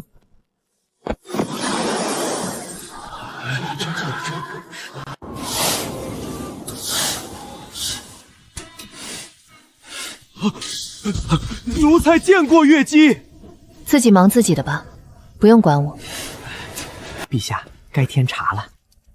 黄清月今天在皇城里。回陛下，月姬娘娘一早便来了，说想看看雪，这会儿应当在东边的廊下。你说朕为什么封她做月姬？陛下圣意，奴才不敢妄传。因为臣下她是臣下的侍女，哪怕只当了1年，她也是这天底下跟臣下相处过最久的人。朕给她1品以上的待遇，见了她客客气气，你以为朕愿意？朕不过是，朕怕。哼，臣下15年没露面了，可朕每次想起她，后背还发凉。你再看黄清月，她今年该多大了？30、40、50，可她那脸跟10几年前一模一样，分毫未变。陛下的意思是？他得了臣下的传承，也就是说，他很可能成为继老仙人和臣下之后大宋的第3位仙人。第3位仙人，你知道这意味着什么吗？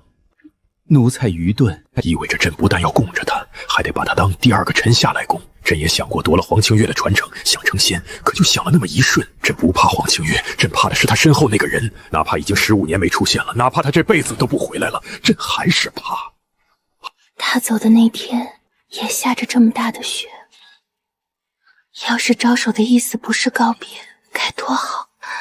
要是招手是在叫我一起离开，该多好！你在大雪后离开，那能不能在花开前回来？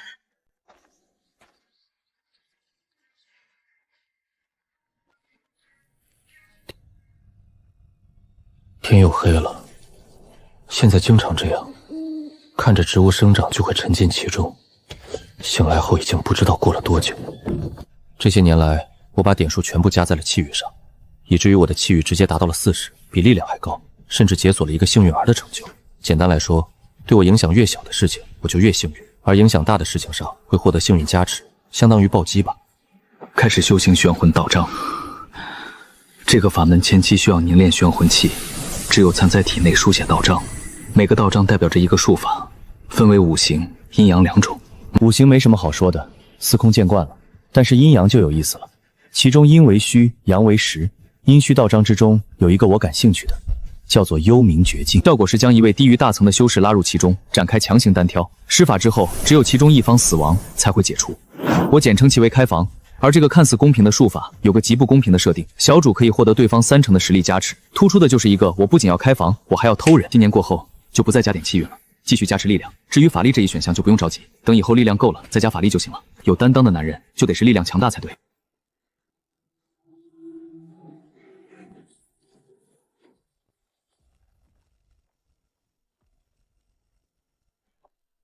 气运作用，你感悟了时间，获得初级时间领悟。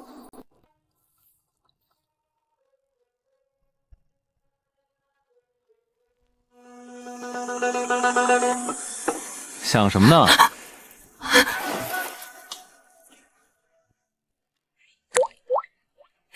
为什么不带我一起走？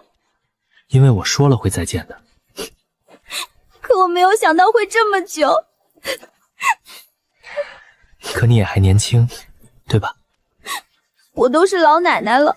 在我眼里，你还是当初那个小姑娘。这次什么时候走啊？这次回来没打算走，就准备在皇城里修炼了。真的不走了吗？已经走烦了，也没什么好去的地方，不如就待在皇城里静心修行。好好好。你好像还真没什么变化。哪有？要是按照正常人的寿命来算的话，人家都是老婆婆了。按照修士的寿命来算，你还只是个小姑娘。希望是这样。本来就是这样。我留给你的玄魂道章练到什么程度了？就只凝练了50抹玄魂气，还没书写道章。我仗着有修为，也才只凝练了30抹玄魂气。我是不是很没用啊？没事，至少你是一个好人。你也是。谢谢，我确实是一个好人。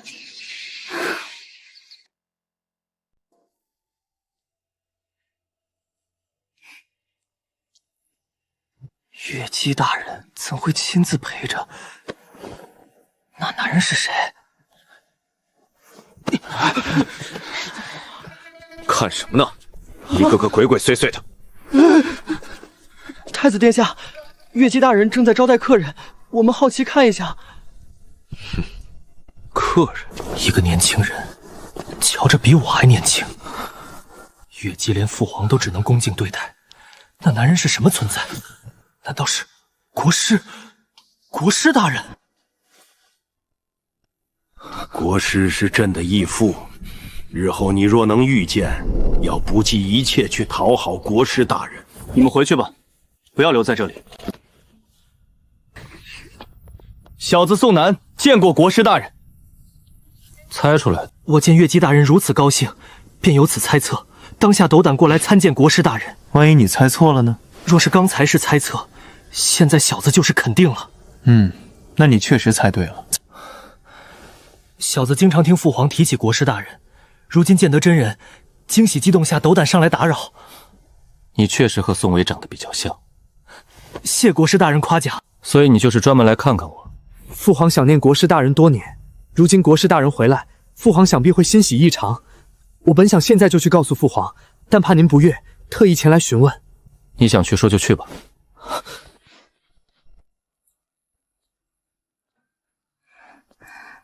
按关系来算，他应该是我的男人吧？等下又有打招呼的要来了。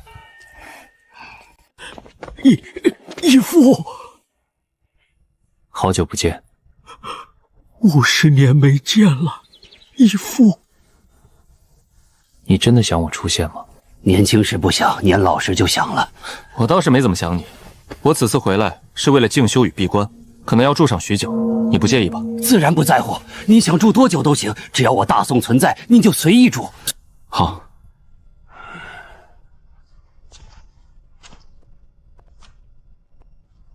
好累啊，可可能是要结成金丹的原因吧。想什么了？想你。我不就站在这里吗？哪里用得着想？睹人思人，很正常的。真的很正常吗？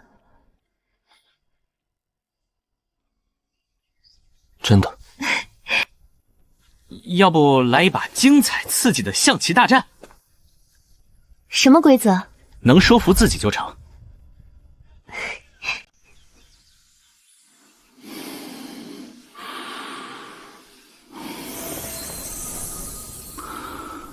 希望我的金丹不会是一只绿色的王八。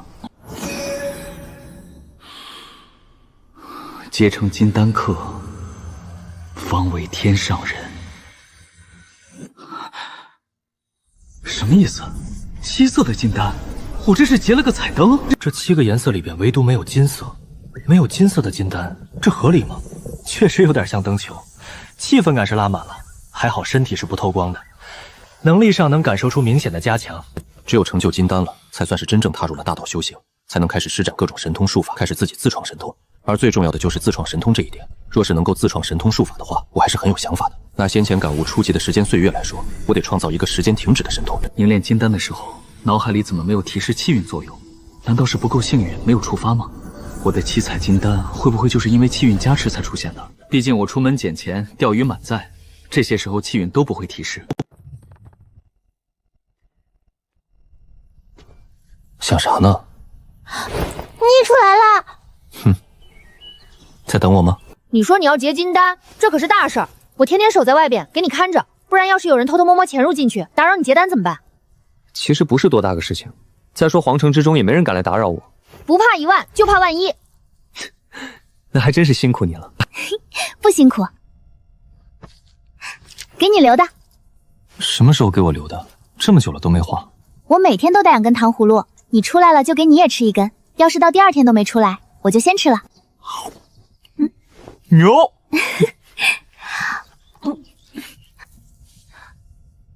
你也擦一擦吧。你有口臭不？我才没有呢，我嘴巴可香了，流的口水都是香的。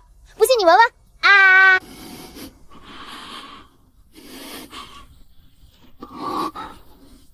香吧？确实。你等一下，我的口水也是香的。这个我怎么闻？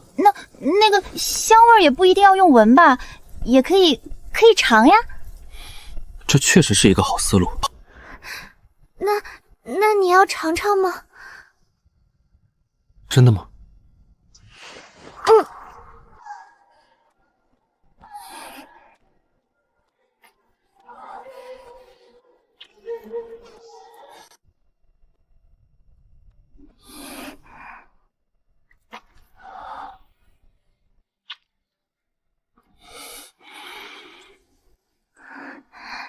香吗？回味无穷。那就好。你真的做好准备了吗？等了几10年了。那就好。我想练剑。为什么要练剑？因为我看那些个江湖大侠好像都是练剑的，好像还有说剑是兵器之王，杀力最强。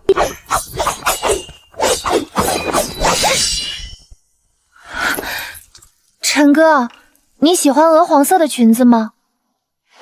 你喜欢吗？不清楚。我觉得你穿鹅黄色的裙子挺合适的。那我就是喜欢鹅黄色了。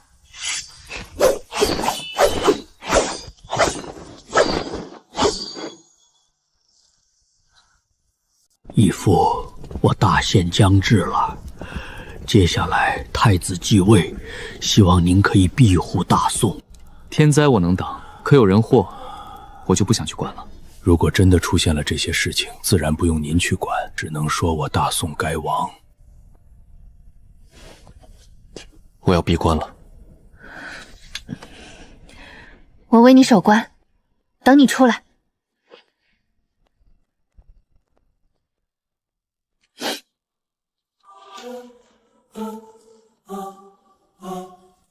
吾以130年修金丹，今日丹成，举世无双，天下无敌。宗主让我来对你说，往后的大宋若想存在，得让全剧的国民供奉他的神像才行。可如今的大宋境内早就供奉着国师大人的雕像了。哼，这我就不敢了。你要是还想大宋存在的话，就乖乖的照办，不然的话，我们也不介意换一条更听话的狗。哼，什么国师大人，你要是想要依仗他的话，我劝你还是早点收了这个可笑想法。如今的宗主已经突破至金丹境界，举世无敌，给你3天时间，3天之后还没决定好的话，就不是我在这里和你对话，而是宗主大人在皇城和你说话。实在不行，就只能把供奉的对象换成老仙人了。等国师出关后再说。当朝的皇帝是谁？出来见我！你这次还敢出来，是准备找死吗？做了皇家的奴才，自然要尽职尽责才行。算了，你别说话了，我听见你这声音就恶心。哼，你这种人竟然还好意思说自己修的仙道，可没有自称奴才的仙道。世界之大，无奇不有。哼，你这么奇怪，能挡住我一剑吗？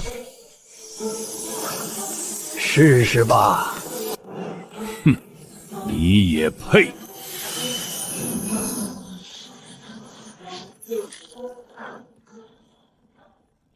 大宋皇帝，给你最后3息时间。宋南见过老仙人。你也配站着和我说话？跪下！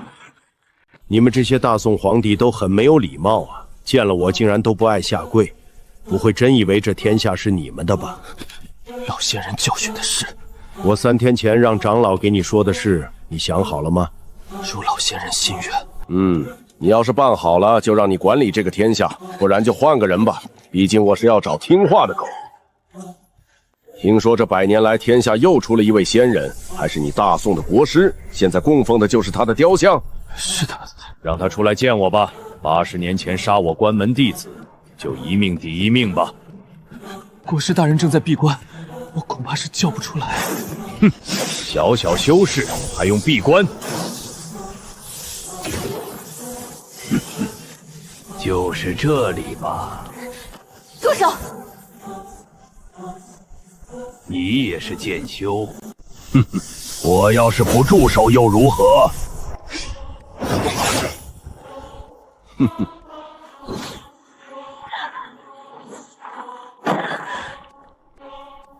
就你这种蝼蚁也好意思在我面前拿剑，我一指就能斩杀了你。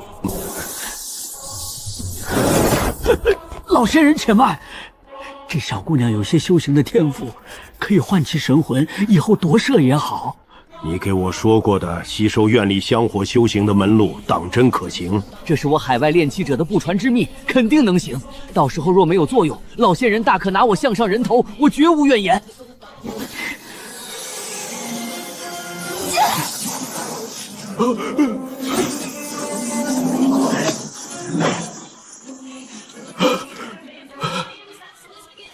多谢老仙人大救！你们这些海外炼气使，除了会些奇怪术法外，就真的没什么用处了。竟然敢对我用出这种狠辣手段！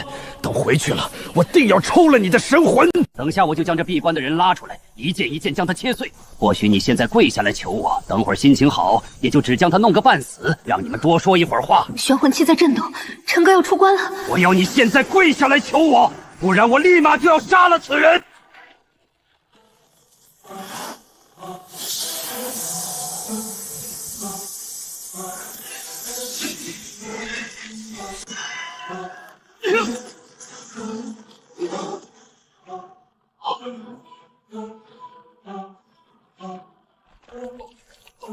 大宋的酷吏有的是手段，你就等着享福吧。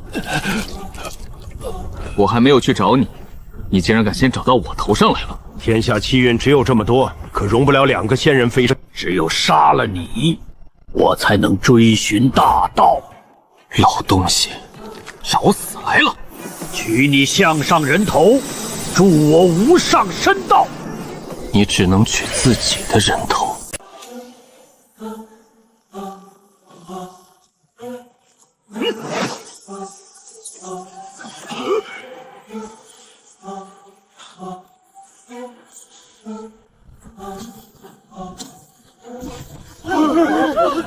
我修道200年，以飞剑入道，当是天下杀力第一。你一个单凭拳头的修士，凭什么能这样和我叫板？因为你自己是个废物。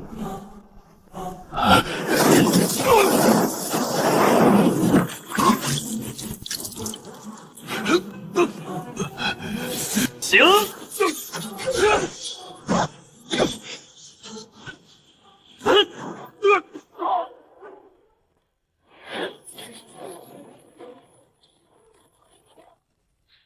你打小就这么嚣张吗？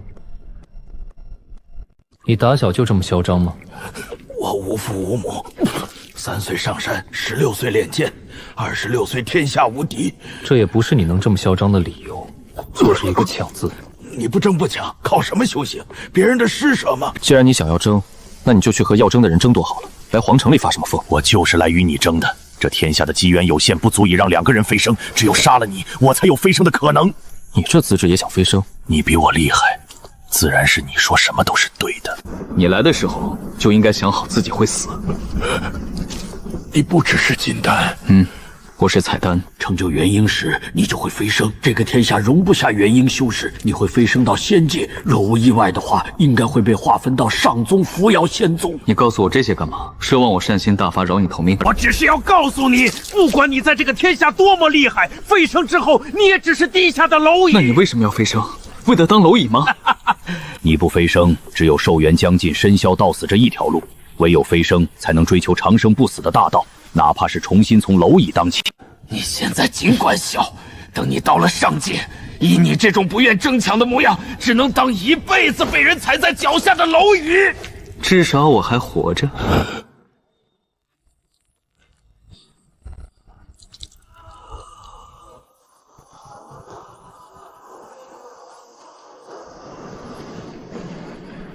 斩杀此界金丹强者，无敌1+1。这玩意儿我之前锤杀上界仙人时给过3魔，现在杀个铜镜金丹也能得。这方天地的规则真有意思，金丹就是天花板了，是吧？3000抹无敌翼才能开启大地之路，我这4抹连根手指都拧不出来，先存着当好看吧。没受伤吧？他要找我，你放他来就是，反正也打不过我。你细皮嫩肉去拦他，太不值当。我怕打扰你修行嘛，万一结丹失败了怎么办？我不结丹一样杀他，下次直接跑，我无敌。好，那我能不能在旁边看着？安静看着就行，别再出来了。不会了，伤没事吧？应该大概可能没事吧。给我看看。不能随便看了。陈哥，怎么了？你要看看我的伤势吗？今夜我们只谈医术，不论其他。那你快进来。我躲在这天下慢慢加点倒无所谓，可清月不行，要长生就得飞升仙界。小雪也在仙界等我，迟早得去。决定了，从今天开始，打造无敌。哇，下雪了呀！陈哥，你喜欢雪吗？蛮喜欢的。为什么呀？可能是我的老家很少下雪吧，所以我才喜欢看到雪。陈哥的老家在南方吗？那里确实不常下雪。不，在远方。不管多远，总有一天能回去吧。无所谓了。陈哥，我们来堆雪人吧。好。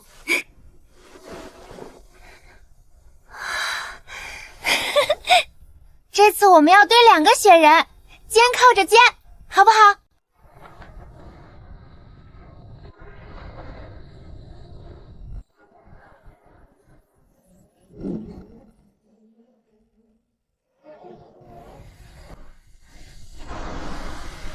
副宗主此行前去大宋皇城，据说是要给那出事的老仙人当帮扶，但副宗主终究是高估了那老仙人。那老仙人的名头说得如此无敌，还好意思和大宋国师并称什么世间2仙人？我看就是合狗屁。那大宋国师也真是太过无敌，传言锤杀老仙人不过30息，无人能挡。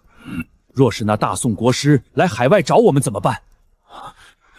不可能，这里全是海外荒岛，我们又开凿于荒岛之下，近临海水，他不可能找得到我们。可我们总不能躲在这里一辈子吧？总要与外界接触。若这大宋国师在海岸围堵，该如何是好？不然我们去向这大宋国师示好吧。我们有吸收供奉之力的阵法，之前老仙人就是为了这个才与我们合作的。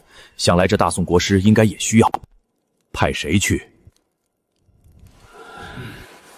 不如我们传信给这大宋国师，顺便送上一些宝物，以表我们的诚意。但要是这大宋国师不来怎么办？应该不会，他可能也在找我们呢，说不定现在就来了。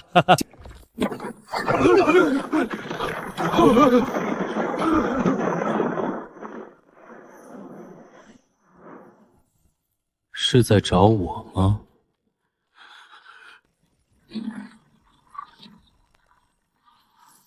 正好，我也在找你们。我们今天就要死了吗？今天给你们2个选择，死或生。我不是一个嗜杀的人，所以给出你们的诚意，我可以考虑不杀你们。我们正讨论依附于您，如果您愿意的话，我们愿意替您完成供奉大阵。从此后，大宋乃至于这天地的生灵都会祭拜您。有什么好处吗？成神。您到了这个境界，想必已经知道了诸天万界的消息。听别人讲过，诸天万界里有许多强大的剑界，我们头上的仙界便是顶级剑界之一，而掌管我们这个天下的，只是仙界里的扶摇仙宗而已。这关成神什么事呢？每个天下或者是界面，都如同这个圆髋。而圆髋可以看作是人体，拥有5脏6腑、4肢百骸等。我们这个界面之所以如此弱小，甚至几百年来连金丹都出不了的原因，就是缺少最为重要的心脏。成为心脏就是成神，成为这个天下的至高存在。之后这天下的一切都会反哺于您，而您的境界也会影响这个天下，使得这天下越来越强。这2者相辅相成，互相受益。你们是怎么知道这些事情的？500年前，金丹祖师曾经想要成神飞升，却终究是资质差了，没能成功，于10万雷劫之中丧生。还要渡雷劫？想要飞升去往上界，都需要渡雷劫。如果只是普通雷劫的话，倒是没什么。但老祖想要成神飞升，便触发了灭国级别的10万雷劫。意思是我成神之后要飞升的话，也需要渡10万雷劫，甚至不止10万。这渡雷劫不算坏事。古来修士突破都有雷劫，所以雷劫都算是喜讯。越强大的雷劫渡过去了，对修士的裨益就越大。老祖他资质不够，没能扛过10万雷劫，不然飞升去了仙界，到现在也是一个不小的人物了。想500年前，我们炼器士是多么的风光，皇帝见了他们炼器士都得俯首叩拜。如今却只能躲在这么个荒岛里边，世事无常，真是世事无常。有没有其他仙人降临此界的传闻，是能一掌灭城的？一掌灭城？祖师的书上有记载，600年前出现过一次，也是一掌灭了一座城池。但祖师推测这手掌的主人不是仙人，因为扶摇仙宗的降临使者都不知道这个事情。若是仙界同牢，其术法波动绝对躲不开扶摇仙宗检测，所以扶摇仙宗降临的使者推测他界之人。至于是哪个剑的存在，就不得而知了，但肯定已经迈入了圣人这个层次。100年前，我见过。 600年前，100年前，那么期限是500年吗？您见过？那只手很大，其上满是雷霆，像小蛇一样流窜在指缝中，然后就这么压下，啪的一下，偌大城池就没了。和祖师书上说的一模一样。那么这大手到底是什么？为什么要来这个天下灭城？我们也想不明白。成神还有什么好处了？成神之后，您会是整个天下修炼的最快的存在，同时也会增强自己大道的进步。这些都是祖师书上的记录。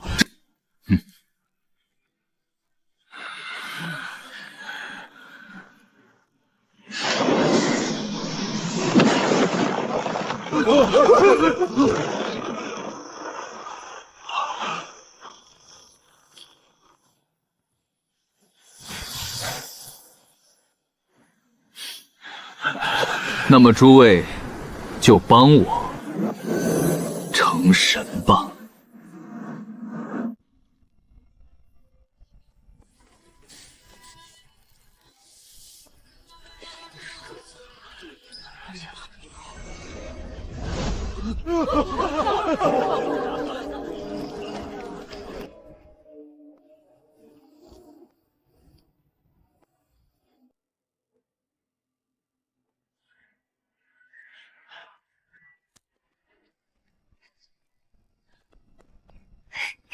陈哥，你看我绣的花好不好看？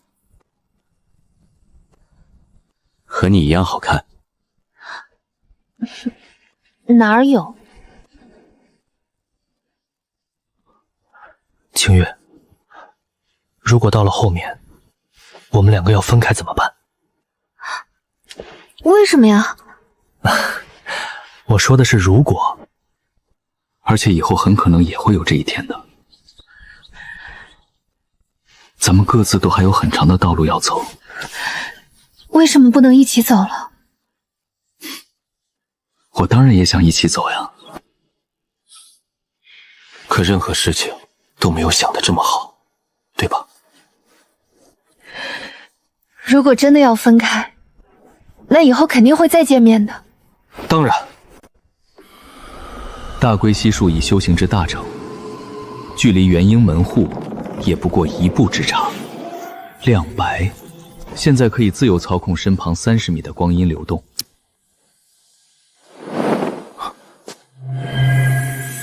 他修行竟这么顺利，已能书写道章了。我靠大龟戏法头强，他只靠天赋。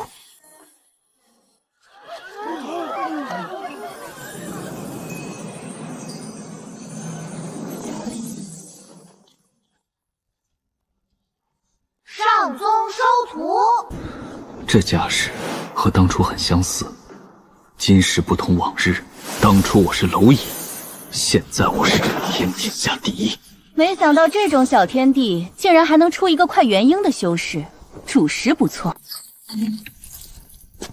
不过我要找的不是你，陈哥，陈哥，就是这个小姑娘。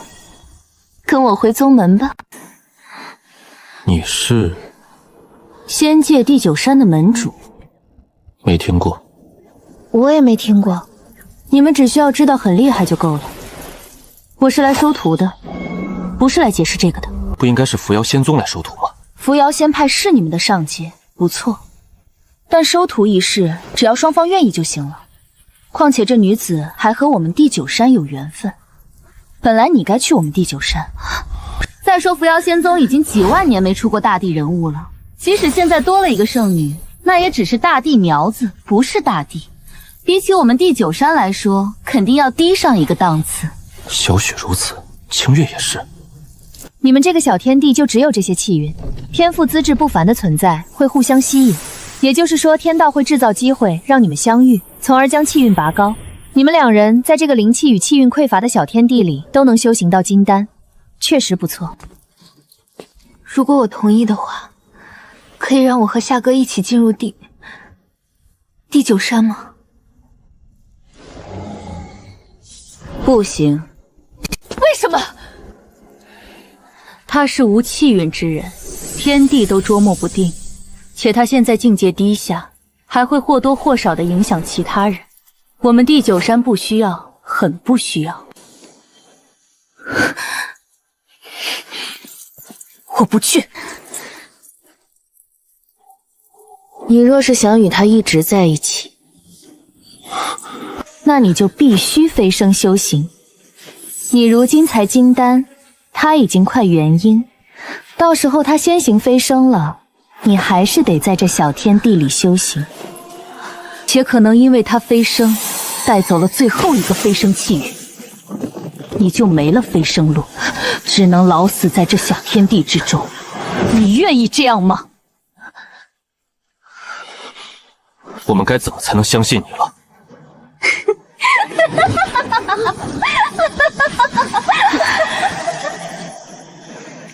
你们只能相信我，别无选择。即使降临这个小天下，我也有元婴打底的修为，你们也反抗不了我，不是吗？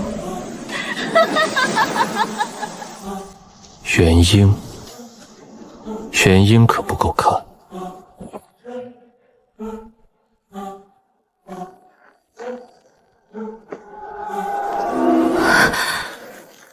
还未元婴，怎会接触时间大道？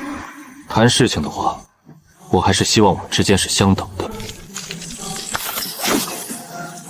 未入元婴，先入时间大道，你还真是个天才。可惜是个无气运之人，不然连我第9山都要来抢你。我倒不需要你们抢，我只是想要知道，你们怎样保证会好好的对清月。你们都修炼了玄魂道章，这是我第9山散布在仙界的术法，且外传的只有第1册而已，为的就是在诸天外界里寻找与玄魂道章相契合的天骄，而这个小姑娘便是能在这灵气与机缘都匮乏的小天地里成就金丹，且凝练出上千抹玄魂气。这小姑娘的资质已经是达到了准圣级别，虽然不如大帝，但要是成长起来，也是可以镇压一方的大人物。所以我第9山要把她带走，不然屈居在这么个小地方里，也太浪费她的天赋了。你还是没能证明自己的诚意。说了这么多，谁知真假？这关乎清月未来，我放不下心。可你们都得飞升不是吗？而飞升去了仙界，注定要选择宗门，不然以你们的实力，只会被域外天魔狩猎。而你和这个小姑娘，应该是不能一起飞升吧？你最多压境300年，就不得不面临元婴雷劫，飞升仙界。可这小姑娘就不一定了，修的还是我第9山的玄魂道章，本来进度就缓慢，若在这灵气和气运都稀少的小天地里，至少也得500年成元婴。你要是飞升了的话，这小天地的气运可就支撑不住。再出一位元婴飞升者，那么这小姑娘的结果呢？可能是寿终正寝吧，听起来算一个好结果。但真的好不好，就只有她自己才知道了。你若不是无气运之人的话，我第9山绝对要你。可惜，实在可惜。你现在就能将时间大道感悟到入门的程度，未来的成就至少是准圣大帝。这无气运之人有什么说法吗？没什么说法，就是单纯的没有气运，没有机缘，不能被天道所算策，一切都凭自己。照你这么说，无气运之人并不算坏事吧？不，无气运之人就是坏事，因为不被天道认可，所以成不了准圣，更走不上之后的地路，终其一生也就是个补天境的修为罢了。这就像是一个水杯，别人的上限是满满1桶，但因为各种原因没办法填满，但你的上限就只有半桶，不管怎么去填，不管用什么办法，也只能达到半桶。难怪仙界宗门都不要我，这个弊端对无所谓，我不靠修行变强。第二，无气运之人会影响周围人的气运，且这种影响大多数都是负面的。反正我活了3万年，没见过有正面影响，所以各个宗门都不喜欢无气运之人，更不收录。这个消息我倒是知道，大不了一个人加点修炼。眼前是关于清月的事情，清月去了你们第9山后，是什么待遇？准圣的资质，肯定是山主的关门弟子了。以后成了准圣，就能当和我一样的门主。你是准圣？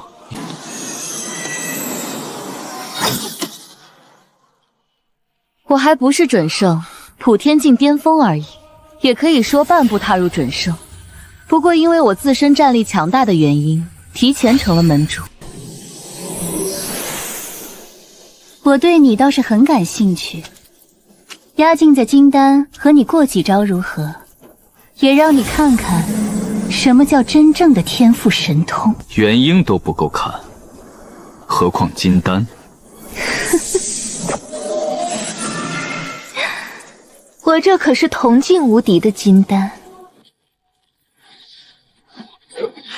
另外，我会用些不属于金丹的神通术法，不过威力绝对是金丹范围。我觉得你还是用元婴实力好些。为什么？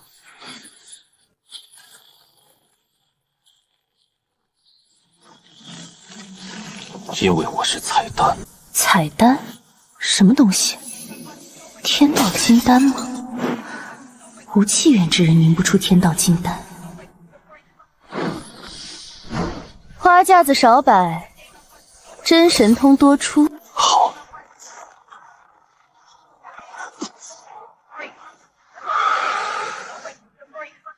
什么意思？我可不喜欢看武拳。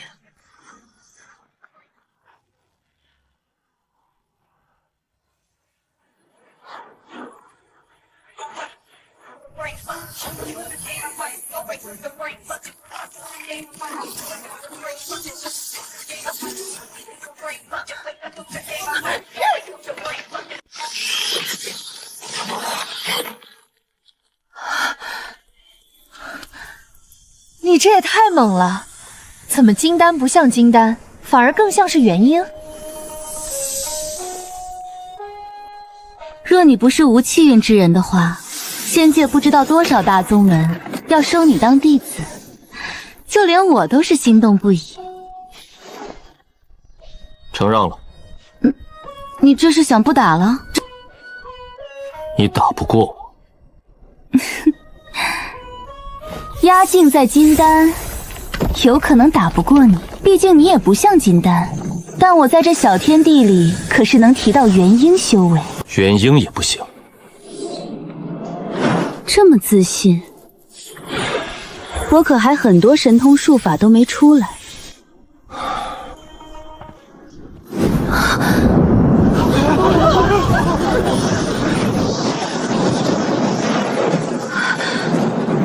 你随时都能渡雷劫，拜入元婴。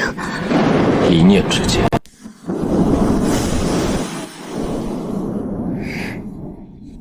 丫丫，你还真是让我不断意外，没想到这么个小天地能出一个你这样的人物。就算你的上限只有补颠境，也应该是最强的那批补颠境。到时候我第九山倒是欢迎你来挂个记名共省的名头。好，好，好，记名共省是好差事，但眼下是清月的事。你要是不相信的话，我可以给你留下一盏连接两界的明灯，到时候你可以通过明灯与这小姑娘交谈，之后飞升仙界，也可以来第九山找她，只要不久留就没事。好，清月去仙界是肯定的。这女子倒给我解决了困境，还是让当事人自己决定吧。顺带一提，我叫神鹰，第九山门主，也是以后的第九山主候选之一。好好考虑，不要为难自己。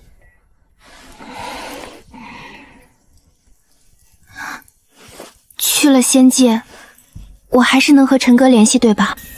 只要有跨界明灯在，你们两个就能联系。等他以后飞升了，也能来第九山看望你，但是不能久留。好，我愿意。再见。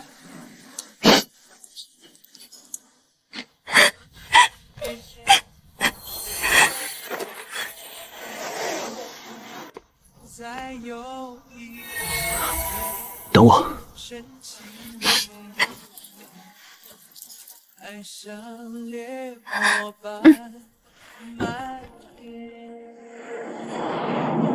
国师大人保佑，今年家里平平安安。娘，国师大人真的还活着吗？别乱说，国师大人是仙人，自然长生不死。 50年啊，你这跨界明灯还真是能吃，天地气运都快被你吸干了，才冲2成，照这么下去，少说还得100年才能联系是清月。清月那丫头应该安全了吧？天级弟子还有自己的宫殿，当年都快渡元婴雷劫了，现在多半已经元婴了，真好啊！这就是宗门底蕴。不过我不能太早去，仙界那群老妖怪一个个修了几千上万年，我孤家寡人的，现在过去不就是送菜？等玲珑气升满，时间大道入门，玄魂期写出第1道道章，力量至少加到500。稳一点，再飞升。还有小许，早早去了仙界，现在应该也混成一方大人物了吧？不可能，这不可能！陛下，反军已经杀进宫门了，再不走就来不及了！贱民一群贱民，他们怎么敢反？我大宋有仙人庇佑，万万年不灭。 朕这就去请仙人，仙人，国师大人，快出来！请仙人出关，诛杀反贼！国君，你鱼肉百姓，加大税收，中饱私囊，嗜杀成性，今日就是你的死期。朝代更替是无可避免的。新朝既立，先拜仙人。大夏皇帝拜见仙人，拜见仙人。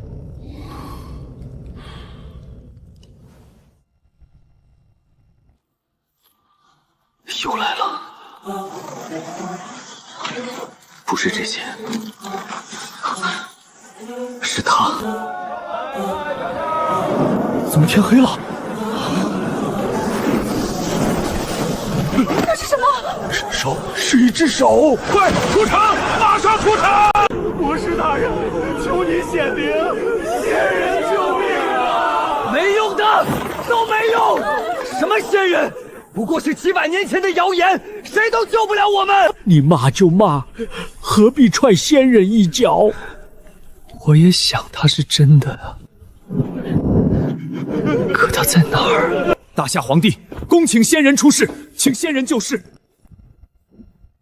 我大夏千万子民年年供奉你，视你为至高无上。如今灭世之灾就在头顶，你却躲在地下当缩头乌龟，你算什么仙人？ 不过是投机取巧的奸诈小人。原来皇城里根本没有仙人，就让朕随着朕的天下一起死吧。在喷人这方面，你还是太有礼貌了。仙人，乖，别哭，去后边待着，看我表演。见过仙人，那你可得看清楚，以后可就看不到了。